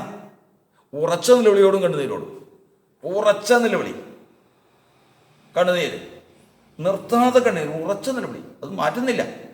കണ്ണുനീരും തീരുന്നില്ല. എന്താ നിനക്ക് വേണ്ടത്? എന്താണ് നിനക്ക് വേണ്ടത്? യാക്കോബ് ദൂതനോട് മല്ലുപിടിക്കുക. മല്ലുപിടിക്കുന്നു പറഞ്ഞു കഴിഞ്ഞാൽ കായിക കുസ്തിയല്ല. ഈ പറഞ്ഞതുപോലെ ഉറച്ച നിലവിളിയോടും കണ്ണുനീരോടും കൂടിയാണ് ദൂതൻ്റെ മുമ്പിൽ യാക്കോബ് വീണ് കിടക്കുന്നത്. നീ എന്നെ അനുഗ്രഹിച്ചിട്ടാതെ ഞാൻ നിന്നെ വിടില്ല. ദൂതൻ നോക്കി, കണ്ണുനീര് നിൽക്കുന്നില്ല, നിലവിളി നിൽക്കുന്നില്ല. നിനക്കെന്താ വേണ്ടേ? നിനക്കെന്താ കുറവ്? എന്താ കുറവ്? അവന് കുറവെന്താ? അവന് കുറവെന്ന് പറഞ്ഞു കഴിഞ്ഞാൽ ജ്യേഷ്ഠാവകാശിയായി, അപ്പൻ്റെ അനുഗ്രഹം കിട്ടി, അമ്മയെ അനുഗ്രഹിച്ചു, മക്കളായി, ഭാര്യമാരായി, ദാസന്മാരായി, സമ്പത്തുണ്ട്. ഈ ലോകത്ത് നീ നിനക്കെന്നാ വേണ്ടേ? അപ്പനെ പറ്റിച്ച്, അപ്പനെ വഞ്ചിച്ചെന്നിരിക്കട്ടെ, അപ്പനെ വഞ്ചിച്ച് നീ അനുഗ്രഹം മേടിച്ചെന്നിരിക്കട്ടെ. പക്ഷെ അപ്പൻ രണ്ടാമത് വിളിച്ച് നിന്നെ മനഃപൂർവ്വം അനുഗ്രഹിച്ചല്ലോ. പിന്നെ എന്തിനാ നീ വിഷമിക്കുന്നത്? എല്ലാ കാര്യങ്ങളും നിനക്ക് അനുകൂലമാണല്ലോ, പിന്നെ എന്താ നിനക്ക് പ്രയാസം? പ്രധാന സാധനം ഉണ്ട്. പുറമേ ഈ സന്തോഷമെല്ലാം ഉണ്ട്, പുറമേ ഈ സന്തോഷമെല്ലാം ഉണ്ട്. പക്ഷേ ഒരു സങ്കടം പൊങ്ങി വരാനുണ്ട്. പ്രധാന സാധനം ഇതെല്ലാവരും അനുഗ്രഹിച്ചു, ഇതെല്ലാം എനിക്കുണ്ട്. പക്ഷേ ദൈവം അനുഗ്രഹിക്കുകയും അതിനൊരു അടയാളവും അതിനൊരു പേരുമുണ്ട്. പ്രധാന സ്വന്തം അത് സ്വർഗത്തിലെ പുസ്തകത്തിൽ എഴുതി വച്ചിരിക്കുന്നതാണ്. ഈ ലോകത്തിലുള്ള സകല അനുഗ്രഹങ്ങളും നന്മയും അതിനേക്കാളെല്ലാം വലുതായി ഉടയവൻ്റെ ഒരു അനുഗ്രഹമുണ്ട്. ഉടയവൻ്റെ ഒരു അനുഗ്രഹമുണ്ട്. ഉടയവനോട് ചെയ്ത തെറ്റിന് ഉടയവൻ ക്ഷമിക്കുന്ന ഒരവസരമുണ്ട്. പിന്നെയോ ഒരു പുതിയ പേരുണ്ട്. ഇത് മൂന്നും കിട്ടാതെ അവൻ്റെ പ്രാണന്റെ വേദന തീരില്ല. അവൻ മാറി വന്നതിന് ശേഷം, അവനങ്ങോട്ട് പോയതിന് ശേഷം എനിക്കെന്തിൻ്റെ കുറവ്? വാദോരാതെ സംസാരിക്കാം, ധാരാളം കാര്യങ്ങൾ സംസാരിക്കാം. എനിക്ക് ജ്യേഷ്ഠാവകാശിയാണ് ഞാൻ. അപ്പൻ അനുഗ്രഹിച്ചതാണ്, അപ്പൻ്റെ അനുഗ്രഹം കിട്ടിയതാണ്. എനിക്കിന്ന് വേണ്ട സമ്പത്തുകൾ മുഴുവനുണ്ട്. അമ്മായിയപ്പൻ്റെ സമ്പത്ത് എനിക്കെടുത്ത് കർത്താവ് തന്നു. ഇന്ന് എനിക്ക് മക്കളുണ്ട്, സഹോദരങ്ങളുണ്ട്, വേലക്കാരുണ്ട്, സകല സമ്പത്ത് ഒന്നിനും കുറവില്ല. സംസാരിക്കാം, നന്മയെ ഗണ്യമാക്കാം. പക്ഷെ പ്രാണന്റെ സങ്കടം അവിടെ കിടക്കുകയുള്ളൂ. ഇത്രയെല്ലാം ഉണ്ടായിരിക്കെ തന്നെ അവൻ സംസാരം നിർത്തി. ഒരു കാര്യത്തിനും സംസാരമില്ല, ഒറ്റ കാര്യം മാത്രമേ ഉള്ളൂ. ദൈവത്തിൻ്റെ അനുഗ്രഹം വേണം. അവൻ്റെ സങ്കടം പൊങ്ങി വന്നു. പുറമേ സങ്കടമില്ല, പൊങ്ങി വന്ന സങ്കടം. സഹോദരങ്ങളെ, നമ്മുടെ എല്ലാവരുടെയും ജീവിതത്തിൽ പൊങ്ങി വരേണ്ട ഒരു സങ്കടമുണ്ട്. പൊങ്ങി വരേണ്ട സങ്കടം, അത് പ്രാണന്റെ സങ്കടം. എന്തിനാണ് ആ സങ്കടം എന്നറിയാമോ? എന്തിനാ സങ്കടം? ആ സങ്കടം നമുക്ക് സ്വർഗത്തിൽ ഇങ്ങോട്ട് വരുമ്പോൾ തന്നെ നമുക്കൊരു കാര്യം എഴുതി വെച്ചിട്ടുണ്ട്. അത് പ്രാപിക്കാൻ, അത് പ്രാപിച്ചിട്ട് മാത്രമേ ആ പ്രാണന്റെ സങ്കടം തീരുള്ളൂ.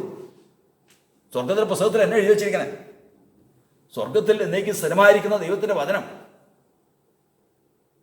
വെള്ളി ശോധന ചെയ്തപ്പോൾ ശുദ്ധീകരിച്ച ആ വചനം, ആ വചനത്തിൽ എഴുതിയിട്ടുണ്ട്. എന്താണെന്നറിയാമോ? ഹന്ന ഭൂമിയിൽ ജനിച്ച് അവൾക്കൊരു മകൻ ജനിക്കും. ആ മകനെ ഹന്ന ദൈവത്തിന് ദാനമായി കൊടുക്കും. അവൻ ദൈവത്തിൻ്റെ ആലയത്തിൽ ശുശ്രൂഷ ചെയ്യും. അവൻ ദൈവത്തിന് വിശ്വസ്തനായിരിക്കും.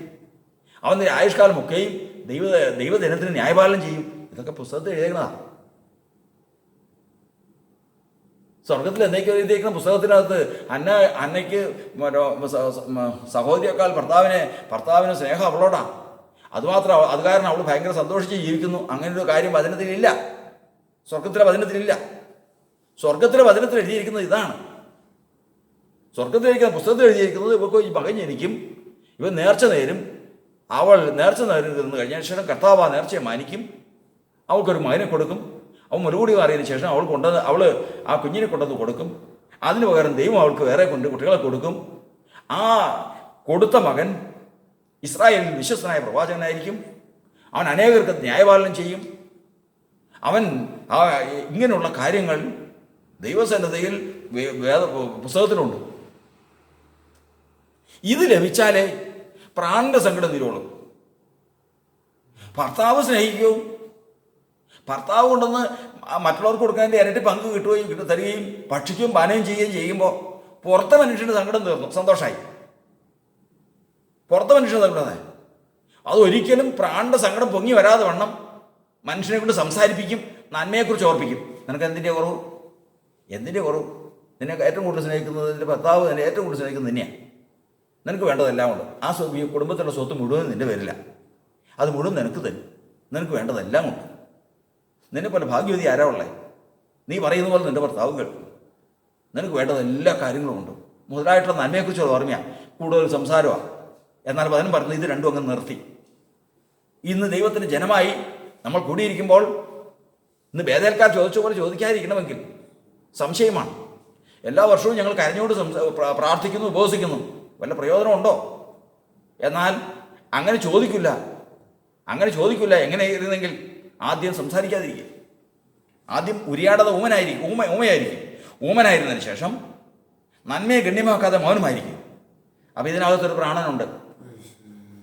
ആ പ്രാണൻ സ്വർഗത്തിൽ നമ്മെ ഇങ്ങോട്ട് വിട്ടതിന് ശേഷം അതിനകത്ത് എന്താണ് നമ്മളെക്കുറിച്ച് എഴുതി വെച്ചിരിക്കുന്നത്, നമ്മുടെ പ്രാണനെക്കുറിച്ച് എഴുതി വെച്ചിരിക്കുന്ന പുസ്തകത്തിലുണ്ട്. ആ പുസ്തകത്തിലുള്ളത് ലഭിക്കുന്നത് വരെയും പ്രാണന്റെ സങ്കടം തീരില്ല. അതിന് വേണ്ടിയിട്ടാണ് ദൈവം മനുഷ്യൻ കഷ്ടത അനുവദിക്കുന്നതിന് ഒരു കാര്യം. കർത്താവ് മനുഷ്യൻ തീപ്പൊരിയോ ഏറെ പറക്കുന്ന പോലെ മനുഷ്യൻ കഷ്ടതയ്ക്കായി ജനിച്ചിരിക്കുന്നു എന്ന് കർത്താവിൻ്റെ വചനത്തിൽ നമ്മൾ പഠിക്കുന്നുണ്ട്. എന്തിനു വേണ്ടിയിട്ടാണ് ദൈവം ഒരു മനുഷ്യനെ കഷ്ടത അനുവദിക്കുന്നത്? കർത്താവിൻ്റെ സാധനം എന്തിനു വേണ്ടിയാണ് കഷ്ടത? കർത്താവിൻ്റെ വചനത്തിൽ വീണ്ടും പുതിയ നിയമത്തിൽ അത് എടുത്തു പറയുന്നുണ്ട്. എന്താണ്? ക്രിസ്തുയേശു വിശ്വസിപ്പാൻ മാത്രമല്ല, അവന് വേണ്ടി കഷ്ടം അനുഭവിപ്പാൻ നിങ്ങൾക്ക് വരം നൽകിയിരിക്കുന്നു. എന്താണ് കാരണം? ഇതിൻ്റെ ഒരു വെറുതെ മനുഷ്യനെ വിളിച്ചതിന് ശേഷം ക്രിസ്തുവിൽ രക്ഷിക്കപ്പെട്ട് സന്തോഷത്തോടെ വന്ന മനുഷ്യനെ വരം കൊടുത്ത് കഷ്ടത അനുഭവിക്കേണ്ട കാര്യം എന്താ? അത് പല കാര്യങ്ങളുമുണ്ട്. കാരണം കഷ്ടതയും സഹിഷ്ണുത ശ്രദ്ധതയും ശ്രദ്ധ പ്രത്യാശകളും ആക്കുന്നു. ഇതെല്ലാം ഓരോ കാര്യങ്ങളാണ്. എന്നാൽ അതിൽ പ്രധാനപ്പെട്ട ഒരു കാര്യമാണ് എന്താണ്? ഇന്നലെ ചട്ടങ്ങൾ പഠിപ്പാൻ തക്കണം കഷ്ടതയിലായിരുന്നു എനിക്ക് ഗുണമായി. അതും ഒരു കാര്യമാണ്. എന്നാൽ മറ്റൊരു കാര്യമുണ്ട്. കഷ്ടതയുടെ പ്രധാനപ്പെട്ട വേറൊരു കാര്യമുണ്ട്. എന്താണെന്നറിയാമോ? ഞാൻ ഹോമയാഗങ്ങൾ കൊണ്ട് നിൻ്റെ അടുക്കിലേക്ക് വന്നു, എൻ്റെ നേർച്ചകളെ ഞാൻ സകല ജന്മവും കാണിക്കാൻ കഴിയും. ഞാൻ കർത്താവിൻ്റെ അടുക്കിലേക്ക് വരിക. എന്തുകൊണ്ടാണ്? ഹോമയാഗവും നേർച്ചയും കൊണ്ട്. ആ കൊണ്ടുവന്ന് കഴിയുമ്പോഴത്തേക്കും ഇതെന്താ ഈ നേർച്ച? ഇതെന്നാ നേർച്ച? ഈ ഹോമയാഗത്തെ നേർച്ചയുടെ ഉദ്ദേശം എന്താ എന്ന് ചോദിച്ചപ്പോൾ അവൻ പറയുകയാണ്. സങ്കീർത്തനത്തിൽ നമ്മൾ വായിക്കുന്ന വചനഭാഗമാണ്. എൻ്റെ കഷ്ടകാലത്തിൽ ഞാൻ അവനോട് എൻ്റെ അധരങ്ങളാൽ ഉച്ചരിച്ചു, എൻ്റെ വായാൽ നേർന്നു. കർത്താവിന് സ്തോത്രം. ഞാൻ എൻ്റെ കഷ്ടത്തിൻ്റെ ഞെരുക്കം വന്നു കഴിഞ്ഞപ്പോൾ, എൻ്റെ കഷ്ടത്തിൽ ഞെരുക്കി അത്ര കഷ്ടം വന്നു കഴിഞ്ഞപ്പോൾ എൻ്റെ അധരങ്ങളാൽ ഞാൻ ഉച്ചരിച്ചതാണ്, വായാൽ നേർന്നതാണ്. രണ്ട് കാര്യങ്ങളാണ് പറഞ്ഞത്. അധരങ്ങളാലുള്ള ഉച്ചാരണം, വായാലുള്ള നേർച്ച. കേട്ടോ? വായനാൽ നേരുന്നു, അധരങ്ങളാൽ ഉച്ചരിക്കുന്നു. അധരങ്ങൾ ഉച്ചാരണം എവിടെ നിന്ന് വരുന്നു? അധരങ്ങൾ ഉച്ചാരണം എവിടെ വരുന്നു? അധരങ്ങൾ ഉച്ചാരണം മറ്റുള്ള കാര്യങ്ങൾ പോലെയല്ല. കൊണ്ട് പാകൊണ്ട് നമുക്ക് സംസാരിക്കാം, നാവുകൊണ്ട് പലതും സംസാരിക്കാം. എന്നാൽ അധരങ്ങളുടെ ഉച്ചാരണത്തിൻ്റെ പ്രത്യേകതയുണ്ട്. അതിന് നമ്മൾ ഇവിടെ കത്തോലിക്കരുടെ ബൈബിളിൽ പ്രത്യേകിച്ച് എഴുതിയിട്ടുണ്ട്. എന്നറിയാം, യേശുവിനെ കർത്താവെന്ന് വായ കൊണ്ട് ഏറ്റു പറയുകയും ദൈവനെ മരിച്ചവരായിരുന്നു ഉയർപ്പിച്ചു എന്ന് ഹൃദയം കൊണ്ട് വിശ്വസിക്കുകയും ചെയ്താൽ നീ രക്ഷിക്കപ്പെടും. അധരം കൊണ്ട്, ആ അധരം എന്ന് പറയുന്നുണ്ട്, പ്രത്യേകിച്ച് ഉച്ചരിക്കുന്ന ഈ അധരത്തിൻ്റെ ഉച്ചാരണം എവിടെ നിന്ന് വരുന്നു? അതാ ഇപ്പോൾ നമ്മൾ ഹന്നയുടെ ചരിത്രം പഠിച്ചു. എന്താണെന്ന് അറിയാമോ? ഹന്ന കർത്താവിൻ്റെ സന്നിധിയിൽ നിന്നുകൊണ്ട് ദൈവസന്നിധിയിൽ ഒരു നേർച്ച നടന്നു. കർത്താവെ, നീ എനിക്ക് ഒരു പുരുഷ സന്താനത്തെ തരികയാവുന്നെങ്കിൽ ഞാൻ അവനെ ഈ പര്യന്തം യഹോവയ്ക്ക് കൊടുക്കും. അവൻ്റെ തലയിൽ ക്ഷൗരക്ക് തൊടിയിക്കില്ല. മുതലായിട്ടുള്ള നേർച്ച നടന്നു. ഏലി നോക്കിയപ്പോൾ അവള് മദ്യവെച്ചിട്ടാണോ വന്ന് നിന്ന് ആലയത്തിൽ നിൽക്കുന്നതെന്ന് തോന്നി. ഏലി പുരോഹിതൻ പറഞ്ഞു, എൻ്റെ വീഞ്ഞ് ഇറങ്ങട്ടെ എന്ന്. അവൾ പറഞ്ഞു, അയ്യോ, ഞാൻ വിചാരിക്കുന്ന പോലെ ഒരു ദുഷിച്ച സ്ത്രീയല്ല, ഒരു ദുഷ്പ്രവർത്തിക്കാത്ത സ്ത്രീയല്ല ഞാൻ. എൻ്റെ മനോവ്യസനം കൊണ്ട് ഞാൻ സംസാരിച്ചു പോയതാണ്. ഞാൻ മനോവ്യസനമുള്ള ഒരു സ്ത്രീയാണ്, ഒരു മനുഷ്യനാണ്. മനോവ്യസനം കൊണ്ട് സംസാരിച്ചതാണ്. എന്നിട്ട് അവിടെ എഴുതിയിരിക്കുകയാണ്, ഹന്ന ഹൃദയം കൊണ്ട് സംസാരിച്ചതുകൊണ്ട് അധരം അനങ്ങിയതല്ലാതെ ശബ്ദം കേൾക്കാനില്ല. അവളുടെ അധരം അനങ്ങി. എവിടെ നിന്ന് വന്നു? വന്ന ശബ്ദം എന്തെന്ന് ചിന്തിച്ചാൽ മതി. വന്ന ശബ്ദം എന്താണ്? ഒരു പുരുഷ സഞ്ചാരത്തെ നീ എനിക്ക് തരികയാവുന്നുവെങ്കിൽ ഞാൻ അവനെ ജീവപര്യന്തം നിനക്ക് തരും. ഇതെവിടെ എഴുതിയിരിക്കുന്നു? കർത്താവിന്റെ സ്തോത്രം. ഇതെവിടെ എഴുതിയിരിക്കുന്നു? ഇത് സ്വർഗത്തിൽ അന്ന ഇവിടെ ഈ ലോകത്തിലേക്ക് വരുന്നതിന് മുമ്പ് നിത്യജീവന്റെ ആധാരമായ ദൈവത്തിൻ്റെ വചനത്തിൽ എഴുതിയിട്ടുണ്ട്. സത്യഗ്രന്ഥം, അതായത് സകലത്തെയും വിവരിക്കുന്ന സത്യഗ്രന്ഥത്തിൽ ഉണ്ടത്. എന്തുണ്ട്? ഹന്ന എന്ന് പറയുന്ന സ്ത്രീയായിട്ട് ഈ ലോകത്തിൽ അവൾ ജനിക്കും. അവൾ ജനിച്ചു വളർന്നതിന് ശേഷം അവൾ ഒരു നേർച്ച നടന്ന് അവളുടെ കുഞ്ഞിനെ കൊടുക്കും. അവൻ ദൈവത്തിൻ്റെ സന്നിധിയിൽ വ്രതക്കാരനായിരിക്കും. മുതലായിട്ട് കാര്യങ്ങളെല്ലാം പുസ്തകത്തിൽ എഴുതിയേക്കുക. ഇന്ന് അവളുടെ ആധാരം അനങ്ങി അത് പുറത്തേക്ക് വരിക. ഹന്ന പോലും അറിയുന്നില്ല തൻ്റെ അധരം എന്താ പുറത്ത് പറഞ്ഞു. ഇന്ന് നമ്മുടെ വായ കൊണ്ട് അങ്ങനെ ഉച്ചരിച്ചിട്ടുണ്ടോ? നിശ്ചയമായിട്ടും അങ്ങനെ ഉച്ചരിച്ചേ പറ്റൂ. കാരണം ഈ ലോകത്തിൽ വരുന്നതിന് മുമ്പ്, ഇവിടെ വരുന്നതിന് മുമ്പ് നമ്മളെക്കുറിച്ചുള്ള ദൈവോദ്ദേശം എന്താണെന്ന് ദൈവം പുസ്തകത്തിൽ എഴുതിയിട്ടുണ്ട്. അത് പുസ്തകത്തിൽ എഴുതിയത് സമർപ്പണമായി നമ്മുടെ വായ കൊണ്ട് അധരത്തിൽ കൂടി ഉച്ചരിച്ച് വരണം. ആ അധരത്തിൽ കൂടി ഉച്ചരിച്ച് വരാൻ വേണ്ടിയിട്ടാണ് കഷ്ടകാലത്ത് വരുന്നത്. മനുഷ്യന് കഷ്ടം വരുന്നതിൻ്റെ പല കാര്യങ്ങളും പറഞ്ഞല്ല. കഷ്ടം വരുന്നത് എന്തിനൊക്കെ വേണ്ടിയിട്ടെന്ന് പറഞ്ഞല്ല. കഷ്ടത സഹിഷ്ണുതയും ശ്രദ്ധതയും ശ്രദ്ധ പ്രത്യാശയുള്ളതാകും. ഒന്ന്. രണ്ടാമത്തത്, ഞാൻ നിന്റെ ചട്ടങ്ങൾ പഠിപ്പാൻ തക്കവണ്ണം കഷ്ടതയിലായിരുന്നത് എനിക്ക് നന്നായി. മറ്റൊന്ന്, കഷ്ടതയിലാകുന്നതിന് മുമ്പ് ഞാൻ തെറ്റിപ്പോകാതിരിക്കാൻ ഇങ്ങനെയുള്ള പല കാര്യങ്ങൾക്കും വേണ്ടിയിട്ടാണ് കഷ്ടത. എന്നാൽ ഈ കഷ്ടതയിൽ ഏറ്റവും മുഖ്യമായൊരു പങ്കാണ് എന്താണ്?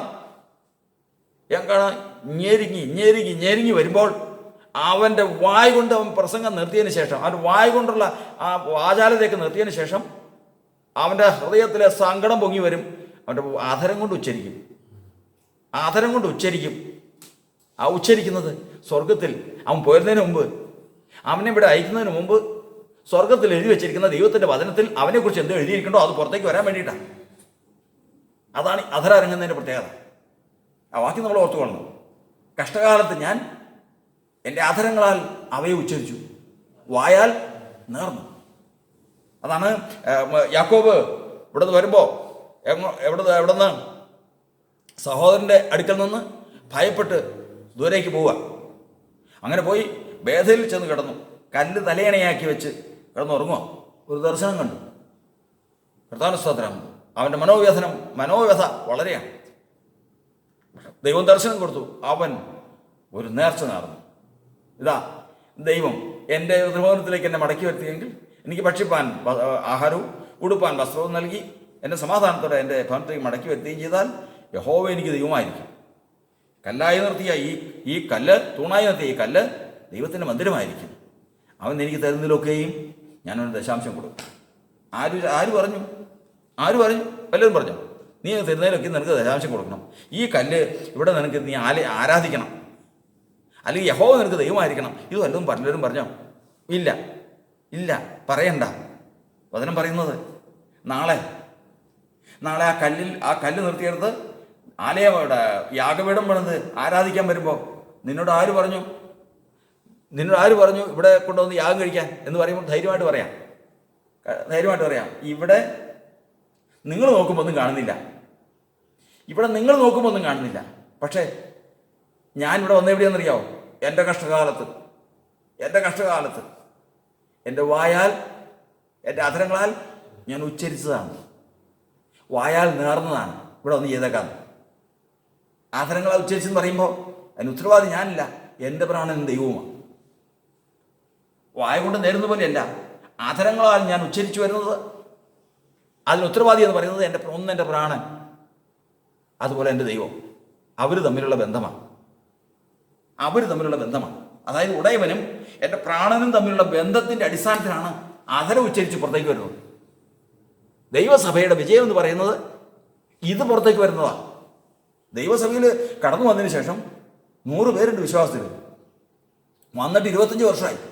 ഒരൊറ്റ മനുഷ്യൻ്റെ അതിനകത്ത് ആത്മാവിൽ ആരാധനയുണ്ട്, കൃപാവരങ്ങളുടെ ശുശ്രൂഷയുണ്ട്, എല്ലാ നന്മകളും ഉണ്ട്. ഇന്നുവരെയും ആധരം കൊണ്ട് ഉച്ചരിച്ചു വരാത്ത കാര്യങ്ങളുണ്ട്. കർത്താവിന് ഇന്നുവരെയും ആധരം കൊണ്ട് അവൻ്റെ ലോകസ്ഥാപനത്തിന് മുമ്പേ അവനെക്കുറിച്ച് നിർണയിച്ചിരിക്കുന്നത് അവൻ്റെ വായിൽ നിന്ന് നേർച്ചയായിട്ട് പുറപ്പെട്ടു വരാൻ സാധിക്കാതെ വണ്ണം ഉള്ള വിഷയങ്ങളുണ്ട്. ഇന്നും ദൈവം നോക്കിയിരിക്കുക. ഞെരുക്കത്തിന്മേൽ ഞെരുക്കം, കഷ്ടത്തിന്മേൽ കഷ്ടം. എന്തിനു വേണ്ടിയാണ് കഷ്ടം? ഞാൻ കഷ്ടപ്പെടുന്നത് കണ്ട് രസിക്കാനാണ് കർത്താവ്. ഞാൻ ഓരോ ദിവസവും ഈ തീ തിന്നുന്നത് ഞാനിങ്ങനെ വിഷമിക്കുന്നത് കർത്താവ് നോക്കി നിൽക്കാനാ? ഇല്ല.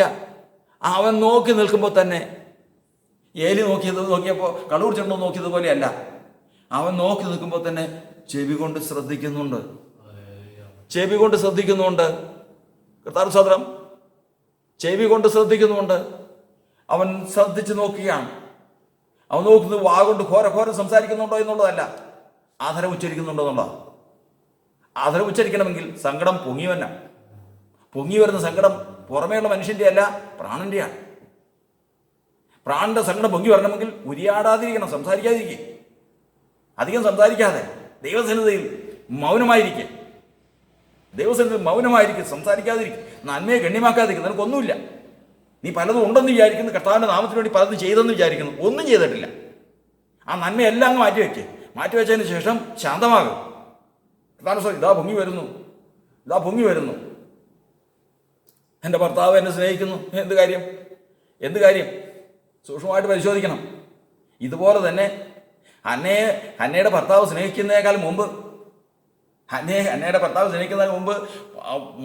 തീക്ഷ്ണമായിട്ട് സ്നേഹിച്ചതാ.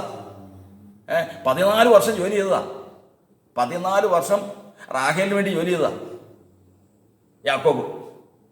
യാക്കോബിന് റാഹേലിനുള്ള സ്നേഹത്തിൻ്റെ ഒരു അംശം ഉണ്ടോ? ഇത് റാഹേലിനോട് യാക്കോബിനുള്ള സ്നേഹം എന്താ? ഒരിക്കൽ ഞാനൊരു സഭയെ ചോദിച്ചു, റാഹേലിന് വേണ്ടിയിട്ട് എത്ര വർഷം യാക്കോബ് ജോലിയെടുത്ത്? അപ്പോൾ അവിടെ എല്ലാവരും കൂടെ പറഞ്ഞ് 7 വർഷം. അത് ശരി. ആദ്യത്തെ 7 വർഷം ജോലിയെടുത്ത് ആർക്ക് വേണ്ടിയിട്ടാ? റാഹേലിന് വേണ്ടിയിട്ട്. കൊടുത്തതാരെ? അമ്മായിപ്പം പറ്റിച്ച് മൂത്ത മുളക് കൊടുത്തു. ശരി. രണ്ടാമത് 7 വർഷം യാക്കോബ് ജോലി ചെയ്ത് ആർക്ക് വേണ്ടിയിട്ടാ? റാഹേലിന് വേണ്ടിയിട്ട്. അപ്പോൾ എത്ര വർഷം റാഹേലിന് വേണ്ടിയിട്ട് ജോലി ചെയ്ത്? 14 വർഷം. ലേയ്ക്ക് വേണ്ടി എത്ര ദിവസം ചെയ്ത്? ഒരു ദിവസം ചെയ്ത്. അത്രയും സ്നേഹം. ഈ 14 വർഷം അതിനകത്ത് എഴുതിയിട്ടുണ്ട്. ഈ 14 വർഷം എന്ന് പറഞ്ഞാൽ അവന് ഒരു പ്രശ്നമായിട്ട് തോന്നിയില്ല. കാരണം അത്ര മാത്രമായിരുന്നു അവൻ്റെ സ്നേഹം, പ്രേമം അത്ര ഭയങ്കരമായിരുന്നു. ഇവിടെ ഹന്നയോട് അതുമായിട്ട് താരതമ്യപ്പെടുത്തി നോക്കുമ്പോൾ ഇത് വല്ലതും ഉണ്ടോ? പക്ഷെ സംഭവിച്ചതെന്താ? കാലം കഴിഞ്ഞു. കാലം കഴിഞ്ഞു, മക്കളുണ്ടായതിനു ശേഷം യൗവനത്തിൻ്റെ ചൂടക്കം കഴിഞ്ഞ് സൗന്ദര്യവും കൊഴുപ്പും ആരോഗ്യമൊക്കെ അടിസ്ഥാനമാക്കിയിട്ടുള്ള ബന്ധങ്ങളൊക്കെ അങ്ങ് തീർന്ന് പ്രായമായി. റൂബേൻ, ശിമിയോൻ, ലേവി, യഹൂദ അനുഗ്രഹിച്ചപ്പോൾ ഒരു കാര്യം ദൈവത്തിൻ്റെ ആത്മാവ് സ്വന്തം വായിൽ കൂടി പറഞ്ഞു. മൂത്ത മകൻ എന്ന് പറയുന്നത് രൂപനാണ് അവകാശം വരേണ്ടത്. പക്ഷേ അവൻ അപ്പൻ്റെ ശയ്യ മലിനമാക്കി. അവന് കൊടുത്തില്ല, ജ്യേഷ്ഠാവകാശം കൊടുത്തില്ല. അനിയന് കൊടുത്തു, യോസേഫിന് കൊടുത്തു. യോസേഫിന് ഇരട്ടി പങ്ക് കൊടുത്തു. യോസേഫിൻ്റെ 2 മക്കളെ തൻ്റെ മക്കളാക്കി എടുത്തു. അങ്ങനെയെല്ലാം തൻ്റെ ബുദ്ധിയിൽ ചില കാര്യങ്ങളൊക്കെ ക്രമീകരിച്ചു കഴിഞ്ഞപ്പോൾ കർത്താവിന്റെ സ്തോത്രം അവസാനമായിട്ട് മക്കളെ അനുഗ്രഹിക്കാൻ പോവുക. മക്കളെ അനുഗ്രഹിക്കാൻ പോയി കഴിഞ്ഞപ്പോൾ രൂപേൻ തുടങ്ങി, നീ കൃതാർത്ഥനാവുകയില്ല മുതലായിട്ടുള്ള കാര്യങ്ങളെല്ലാം പറഞ്ഞ് യഹൂദയുടെ അടുക്ക് വന്നപ്പോഴേക്കും റൂബേൻ, ശിമിയോൻ, ലേവി, യഹൂദയെ അനുഗ്രഹിക്കാൻ വന്നപ്പോഴേക്കും പറഞ്ഞു, അവകാശമുള്ളവൻ വരുവോളം ചെങ്കോൽ യഹൂദയിൽ നിന്നും രാജതൻ്റെ അവരുടെ കാലുകൾക്കിടയിൽ നിന്നും നീങ്ങിപ്പോവുകയില്ല. കർത്താവിന്റെ സ്തോത്രം. ആർക്ക് പോയി അവകാശം? രൂപേനത് കളഞ്ഞു. യാക്കോബ് എടുത്ത് യോസേഫിന് കൊടുത്ത്. പക്ഷെ അവിടെ നിൽക്കില്ല. അന്ന് കുഴപ്പമില്ല, പക്ഷെ നാളെ ഇത് ഇവിടെ നിൽക്കില്ല. നിൽക്കുന്ന ഈ യഹൂദയിലാണെന്ന് മനസ്സിലായി. യഹൂദയിലാണെന്ന് അനുഗ്രഹം വരുന്നത് യഹൂദയിൽ കൂടിയാണെന്ന് മനസ്സിലായി. സ്തോത്രം. താരതമ്യപ്പെടുത്തി നോക്കി. കാരണം എൻ്റെ ഭാര്യ ലേയ പ്രസവിച്ചതാ.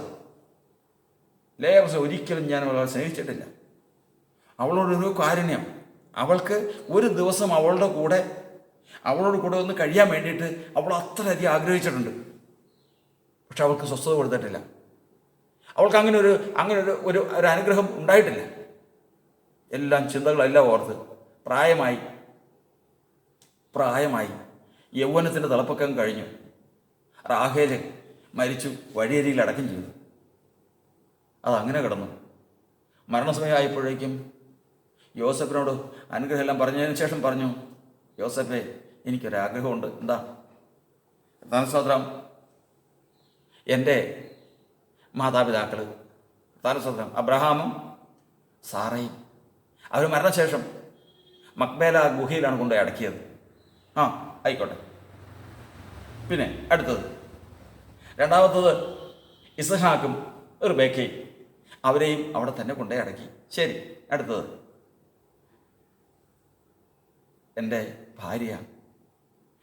ഭാര്യ ലേയ, അവൾ മരിച്ചപ്പോൾ ഞാൻ അവളെയും അവിടെ കൊണ്ടുപോയി അടക്കി.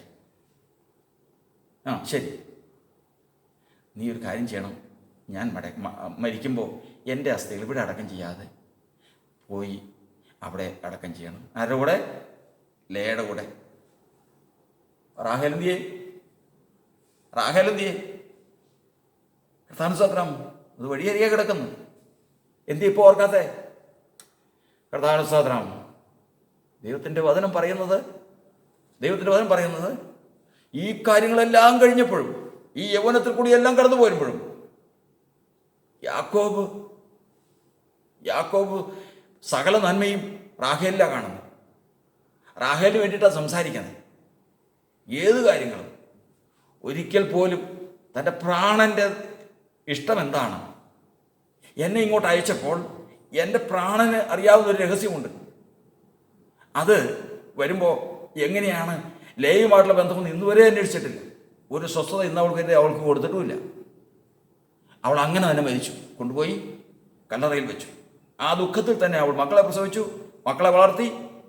ആ ദുഃഖത്തിൽ തന്നെ ദുഃഖം അവളുടെ ജീവിതത്തിലുണ്ടായി. അങ്ങനെ അവളെ കൊണ്ടുപോയി കല്ലറയിൽ വെച്ചു. ഇന്ന് യാക്കോബിൻ്റെ സ്വഭാവം മാറി. യാക്കോബ് പറയാണ്, റാഹേലിൻ്റെ കൂടെ അല്ല. കുറച്ച് വർഷങ്ങൾക്ക് മുമ്പായിരുന്നെങ്കിൽ പറഞ്ഞു തന്നെ, എന്നെ കൊണ്ടുപോയി റാഹേലിൻ്റെ കൂടെ കൊണ്ട് അടക്കം ചെയ്യണമെന്ന് പറഞ്ഞില്ല. എന്നെ ലേയുടെ കൂടെ കൊണ്ട് അടക്കം ചെയ്യണം. കർത്താവിന്റെ സ്തോത്രം. അവൾക്കൊരു ജീവിതത്തിൽ സ്വസ്ഥത കൊടുത്തിട്ടില്ല. അവൻ്റെ പഴയ കാര്യങ്ങളെല്ലാം ഓർക്കുകയാണ്. ഈ ചരിത്രം ഇങ്ങനെ വ്യക്തമായിട്ട് നിൽക്കുകയാണ്. അപ്പോൾ റാഹേലിനോടുള്ള സ്നേഹം പ്രായമായപ്പോൾ ഈ വഴിമാറി അങ്ങോട്ട് പോയി. ഈ ചരിത്രം ആർക്കറിയാം? ഇവിടെ ദൈവത്തിൻ്റെ വചനം പറഞ്ഞു ഹന്നയ്ക്കറിയാം.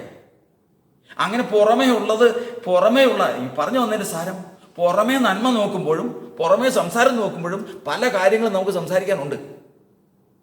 പല കാര്യങ്ങളും, പല നന്മകളും നമുക്ക് കാണാനുണ്ട്. പക്ഷെ ഓർത്തുകൊള്ളണം, ശാശ്വതമല്ല.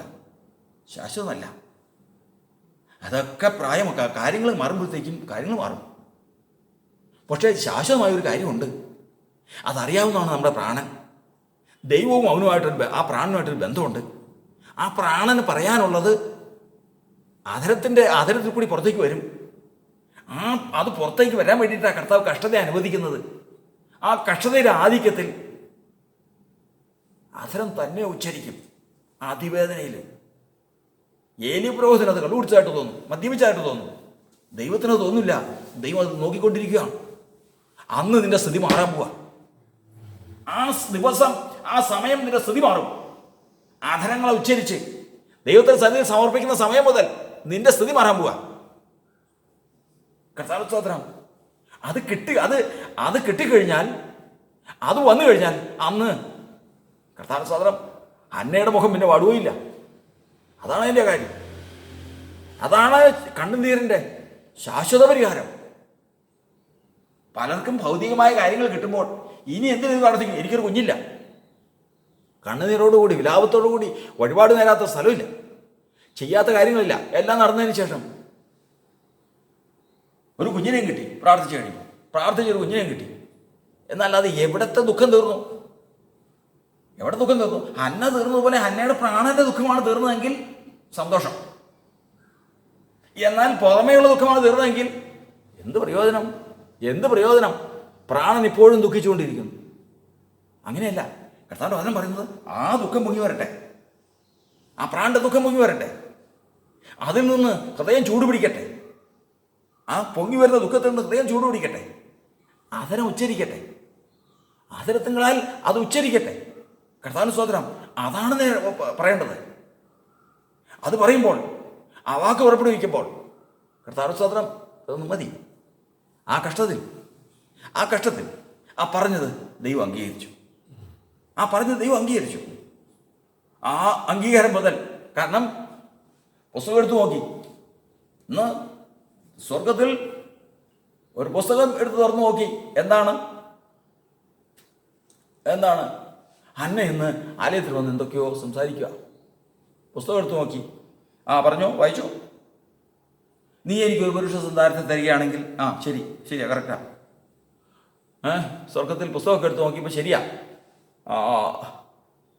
പുരുഷ സന്താനത്തെ കൊടുക്കണം, നേർച്ച നേർന്ന് പുരുഷ സന്താനത്തെ കൊടുക്കുകയാണെങ്കിൽ ഞാൻ അവനെ ജീവപര്യന്തം യഹോവയ്ക്ക് കൊടുക്കും. പുസ്തകത്തിൽ നോക്കി, ശരിയാ, അങ്ങനെ തന്നെയാ. അവൻ ആയുഷ്കാലം മുഴുവനും ദൈവത്തിന് പ്രദസ്തനായിരിക്കും. അവൻ്റെ തലയിൽ ക്ഷൗരകത്ത് ഒഴിയിക്കില്ല. ശരി, അങ്ങനെ തന്നെയാണ്. അവൻ മുലകുടി മാറിയതിന് ശേഷം അവനെ ആലയത്തിൽ കൊണ്ടു കൊടുക്കും. ശരി, അങ്ങനെ തന്നെയാണ്. സ്തോത്രം. സ്വർഗത്തിൽ എഴുതിയിരിക്കുന്നതും അവളുടെ വാഗോട്ട് ഉച്ചരിച്ചു വന്നതും ഒരുപോലെയായി തീർന്നു. ഇനി അവളുടെ മുഖം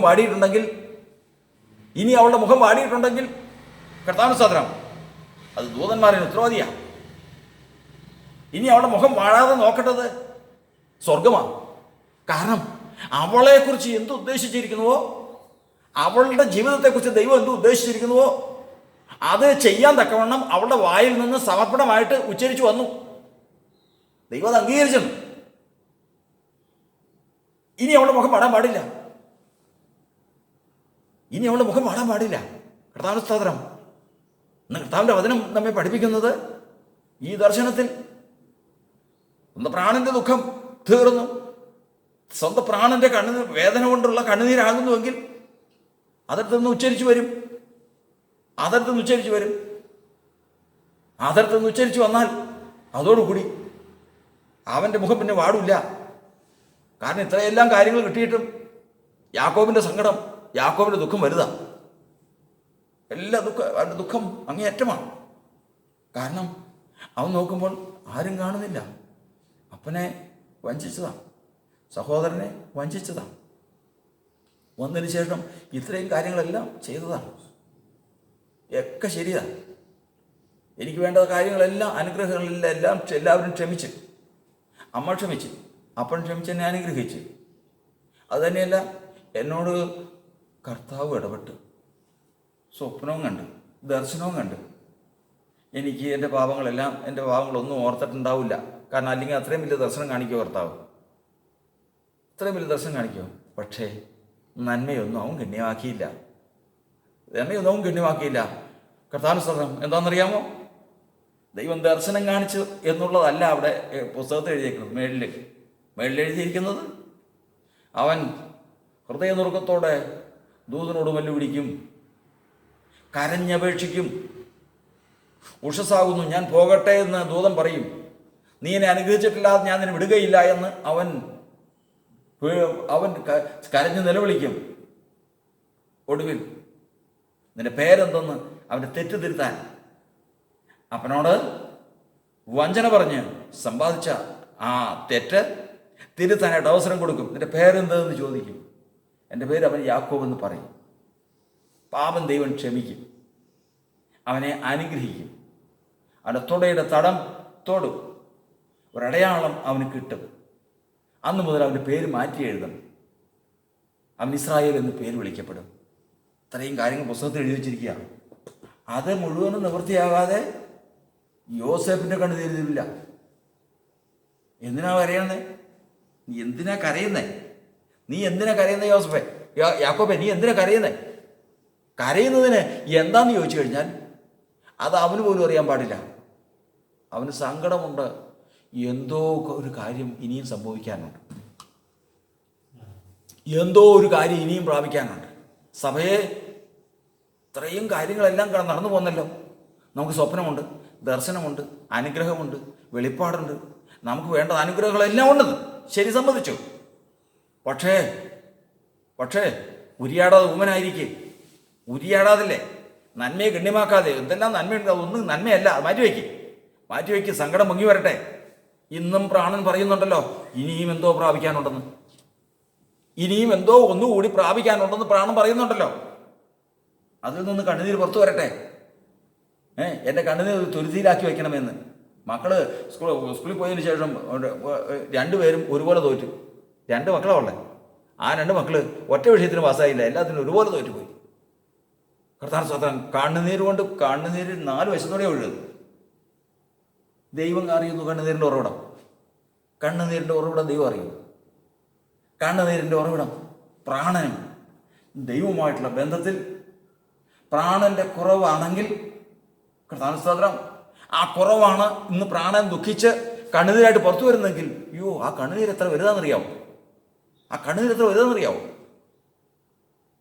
കണ്ണുനീരിന് സമമായൊരു കണ്ണുനീരില്ല.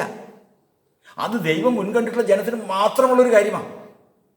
അതുകൊണ്ട് നമ്മൾ എൻ്റെ കണ്ണുനീർ തുരുത്തിയിലാക്കി വെക്കണമെന്ന് പറഞ്ഞ് ഞങ്ങൾ പറയുമ്പോഴത്തേക്കും കൃത്രിമമായിട്ട് കരയുന്നത് അതൊന്നും അല്ല വിഷയം. ദൈവസഭയുടേതായ അടിസ്ഥാനമുണ്ട്. ആ അടിസ്ഥാനമായി നിലനിൽപ്പിൽ ഒന്നാണ് ദൈവത്തിൻ്റെ സന്നിധിയിലുള്ള കണ്ണുനീര്. ആ കണ്ണുനീരിൻ്റെ ആധാരം എന്ന് പറയുന്നത് മനുഷ്യൻ്റെ പ്രാണന്റെ ദുഃഖമായിരിക്കണം. ആ പ്രാണന്റെ ദുഃഖം എന്ന് പറയുന്നത് ഇവിടെ അവനെ അയക്കുന്നതിന് മുമ്പ് ദൈവം അവന് നിശ്ചയിച്ചിട്ടുള്ള കാര്യങ്ങൾ ഇനിയും പ്രാപിക്കാനുണ്ട്, ഇതുവരെയും പ്രാപിച്ചിട്ടുള്ള എന്നുള്ള പ്രയാസത്തിൽ നിന്നുള്ള കണ്ണുനീരാണെങ്കിൽ നിശ്ചയമായിട്ടും ദൈവത്തിന് ഇടപെടാതിരിക്കാൻ പറ്റില്ല. ദൈവം ഇടപെട്ടേ പറ്റുള്ളൂ, ഇവിടെ പ്രവർത്തിച്ചേ പറ്റുള്ളൂ. അവൻ്റെ വായ കൊണ്ട് ഉച്ചരിച്ചതാര്? ഹന്നയുടെ വാഗുണ്ട് എനിക്കൊരു പുരുഷ സന്താനത്തെ തരുവാണെങ്കിൽ ഇതാരെ ഉച്ചരിച്ചതാരാ? അധരങ്ങളാൽ ഉച്ചരിച്ചതാര്? കേട്ടാ? അത് അങ്ങേറ്റം നോക്കിയാൽ അറിയാം. ഇതിൽ യേശുവിനെ കർത്താവെന്ന് വായ കൊണ്ട് ഏറ്റു പറഞ്ഞു. അവൻ അധരങ്ങളാൽ ഉച്ചരിച്ച് കഴിയുമ്പോൾ നമ്മൾ രക്ഷിക്കപ്പെടുമെന്ന് പറഞ്ഞിട്ടുണ്ട്. ആ അധരങ്ങളാൽ ഉച്ചരിച്ചത് ആര്? സംശയം വേണ്ട. കൊരിന്ത്യർ ലേഖനത്തിൽ എഴുതിയിരിക്കുന്നത് ഇപ്രകാരമാണ്. എന്താണ് കൊരിന്ത്യർ ലേഖനത്തിൽ എഴുതിയിരിക്കുന്നത്? ദൈവത്തിൻ്റെ പരിശുദ്ധാത്മാവിനാൽ നിങ്ങൾ യേശുവിനെ കർത്താവെന്ന് വിളിച്ചവരാണ്. അപ്പോൾ ഇവൻ്റെ ഉള്ളിൽ ഹൃദയം നുറുങ്ങിയവർക്ക് യഹോവ സമീപസ്ഥൻ. ഹൃദയം നുറുങ്ങിയവർക്ക് യഹോവ സമീപസ്ഥനായി വന്നതിന് ശേഷം മനസ്സ് തകർന്നവരെ രക്ഷിക്കുന്ന ദൈവം രക്ഷിച്ച വിധമാണ്. ഹന്ന ഹൃദയം നുറുങ്ങിയപ്പോൾ അവിടെ ദൈവം വന്നു, ദൈവത്തിൻ്റെ ആത്മാവോടെ വന്നു. ഈ രക്ഷയ്ക്കായിട്ട് ഏറ്റുപറയുന്ന പറഞ്ഞു. രക്ഷയ്ക്കായിട്ടാണ് അതര ഉച്ചരിക്കണം. രക്ഷയ്ക്കായിട്ട്, കാര്യസാധ്യത്തിനായിട്ട്, വിടുതലിനായിട്ട് അതിന് അതര ഉച്ചരിക്കണം. ഹൃദയം നുറുങ്ങി യഹോവ സമീപസ്ഥൻ, മനസ്സ് തകർന്നവരെ അവൻ രക്ഷിക്കുന്നു. മനസ്സ് തകർന്നിരിക്കുമ്പോൾ ദൈവത്തിൻ്റെ ആത്മാവ് അവൻ്റെ വചനത്തിൽ കൂടി ഉച്ചരിക്കുന്നു. ഞാൻ എന്താ പറഞ്ഞേ? എനിക്കൊരു പുരുഷ സന്താനത്തെ തരുവാണെങ്കിൽ അതിനെ ദൈവത്തിന് കൊടുത്തേക്കാം. അവൻ ജീവപര്യന്തം വൃതസ്ഥനായിരിക്കുന്നോ? ഇതാണല്ലേ ഞാൻ പറഞ്ഞേ. ഞാൻ അങ്ങനെയൊന്നും ചിന്തിച്ചിരുന്നില്ലല്ലോ. ഇബ്താഹ് പറയുന്ന പോലെ ഒരു യുദ്ധത്തിന് പുറപ്പെട്ടു പോകുമ്പോൾ ഞാൻ തിരിച്ചു വരുമ്പോൾ എന്നെ എതിരേറ്റ് വരുന്നത് യഹോവയ്ക്ക് യാഗാവുന്നു ഒരു നേർച്ച നേരണമെങ്കിൽ പോയിച്ച് തിരിച്ചു വരുമ്പോൾ പോത്ത് എതിരേറ്റ് വരുമോ? നായ എതിരേറ്റ് വരുമോ? വേറെ ഏതെങ്കിലും ജീവികൾ എതിരേറ്റ് വരുന്നത് സാധാരണ ആരായിരിക്കും? നമുക്ക് ആ വചനം വായിക്കുമ്പോൾ അറിയാലോ ആരായിരിക്കും വരുന്നത്. സാധാരണ ബുദ്ധിയിൽ നമുക്ക് ചിന്തിക്കാവുന്നതേ ഉള്ളൂ. വന്നപ്പോഴിതാ ഓടി എതിരേറ്റ് വരുന്നു മകനും മകളുമായിട്ട് ഒരാളേ ഉള്ളൂ. അയ്യോ, എൻ്റെ മകളെ നീ എൻ്റെ തല ഉനിയിക്കുമാറാക്കി. ഉച്ചരിച്ചതാരെ? കർത്താവിന് സ്തോത്രം. സ്വർഗത്തിലെ പുസ്തകത്തിലുള്ളത് ഈ ഭൂമിയിൽ വന്നതിന് ശേഷം അവരുടെ അധരം കൊണ്ട് ഉച്ചരിക്കാൻ ദൈവം അവരെ നടത്തുന്ന വഴികളാണ്. അത് ഉച്ചരിച്ചേ പറ്റുള്ളൂ, അത് നിവർത്തിച്ചേ പറ്റുള്ളൂ. അതിൽ കടമുണ്ടെങ്കിൽ അത് പ്രാണന്റെ കടമാണ്. അതുകൊണ്ട് കർത്താവിൻ്റെ വചനത്തിൽ നമ്മൾ ഇന്ന് ഗ്രഹിക്കുന്നത്, ഇന്ന് ഈ ഉപവാസ പ്രാർത്ഥനയെങ്കിൽ കർത്താവിൻ്റെ സന്നിധിയിലായിരിക്കുന്ന ദൈവത്തിൻ്റെ ജനം ചിന്തിക്കേണ്ടത്, നമ്മൾ ഇത്രയും കാലമായി വിശ്വാസത്തിൽ വന്നിട്ട് നമ്മൾ വാഗുകൊണ്ട് എന്തോരം പ്രാർത്ഥിച്ചു, നമ്മൾ വാഗുകൊണ്ട് എന്തോരം നേർച്ച നടന്നു, നമ്മൾ വാഗുകൊണ്ട് എന്തോരം ചെയ്തു. പക്ഷേ ഈ വ്യവസ്ഥ പ്രകാരം സംസാരിക്കാതെ, ഉരിയാടാതെ ഊമനായിരുന്നു, നന്മയെ ഗണ്യമാക്കാതെ മൗനമായിരുന്നു, ഹൃദയത്തിന് ചൂടുപിടിച്ച് സങ്കടം പൊങ്ങി വന്നു, പ്രാണന്റെ സങ്കടം പൊങ്ങി വന്ന് അധരം കൊണ്ട് ദൈവം എന്നെക്കുറിച്ച് നിശ്ചയിച്ചിരിക്കുന്നത് ഉച്ചരിച്ചതാര്? അത് നിവർത്തിപ്പാൻ സങ്കീർത്തനക്കാരൻ പറയുന്ന പോലെ, കഷ്ടകാലത്ത് ഞാൻ എൻ്റെ വായാൽ അവയെ നേർന്നു, എൻ്റെ അധരങ്ങളാൽ ഉച്ചരിച്ചു. ഞാൻ ഹോമയാഗങ്ങൾ കൊണ്ട് അവൻ്റെ അടുക്കിലേക്ക് വരും. മറ്റുള്ള നേർച്ച പോലെയല്ല ഇത്. അധരം കൊണ്ട് ഉച്ചരിച്ച നേർച്ചയെന്ന് പറയുന്നത് ഒഴിവാക്കാൻ പാടുള്ളതല്ല. ഇബ്താഹ് പറഞ്ഞ പോലെ, ഞാൻ എൻ്റെ അധരം കൊണ്ട് ഉച്ചരിച്ചു പോയി. എൻ്റെ മകളെ, എനിക്ക് വാക്കുമാറിക്കൂടാ. വാഗുകൊണ്ട് നേർന്നതല്ല ഇത്.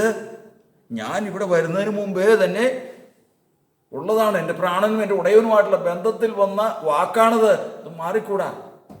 മകൾക്ക് കാര്യം മനസ്സിലായി. മകൾ പറഞ്ഞു, അപ്പാ, നീ യഹോവയോട് നേർന്നിട്ടുണ്ടെങ്കിൽ ഇന്ന് ദൈവം നിന്നെ ശത്രുക്കളുടെ മേൽ ജയം ഘോഷിക്കാൻ ഇടയാക്കിയെങ്കിൽ നീ നേർന്നതുപോലെ നിവർത്തിച്ചു കൊടുക്കാം. അവൾ ഏൽപ്പിച്ചു കൊടുത്തു. കാര്യങ്ങൾ നിവർത്തിച്ചു.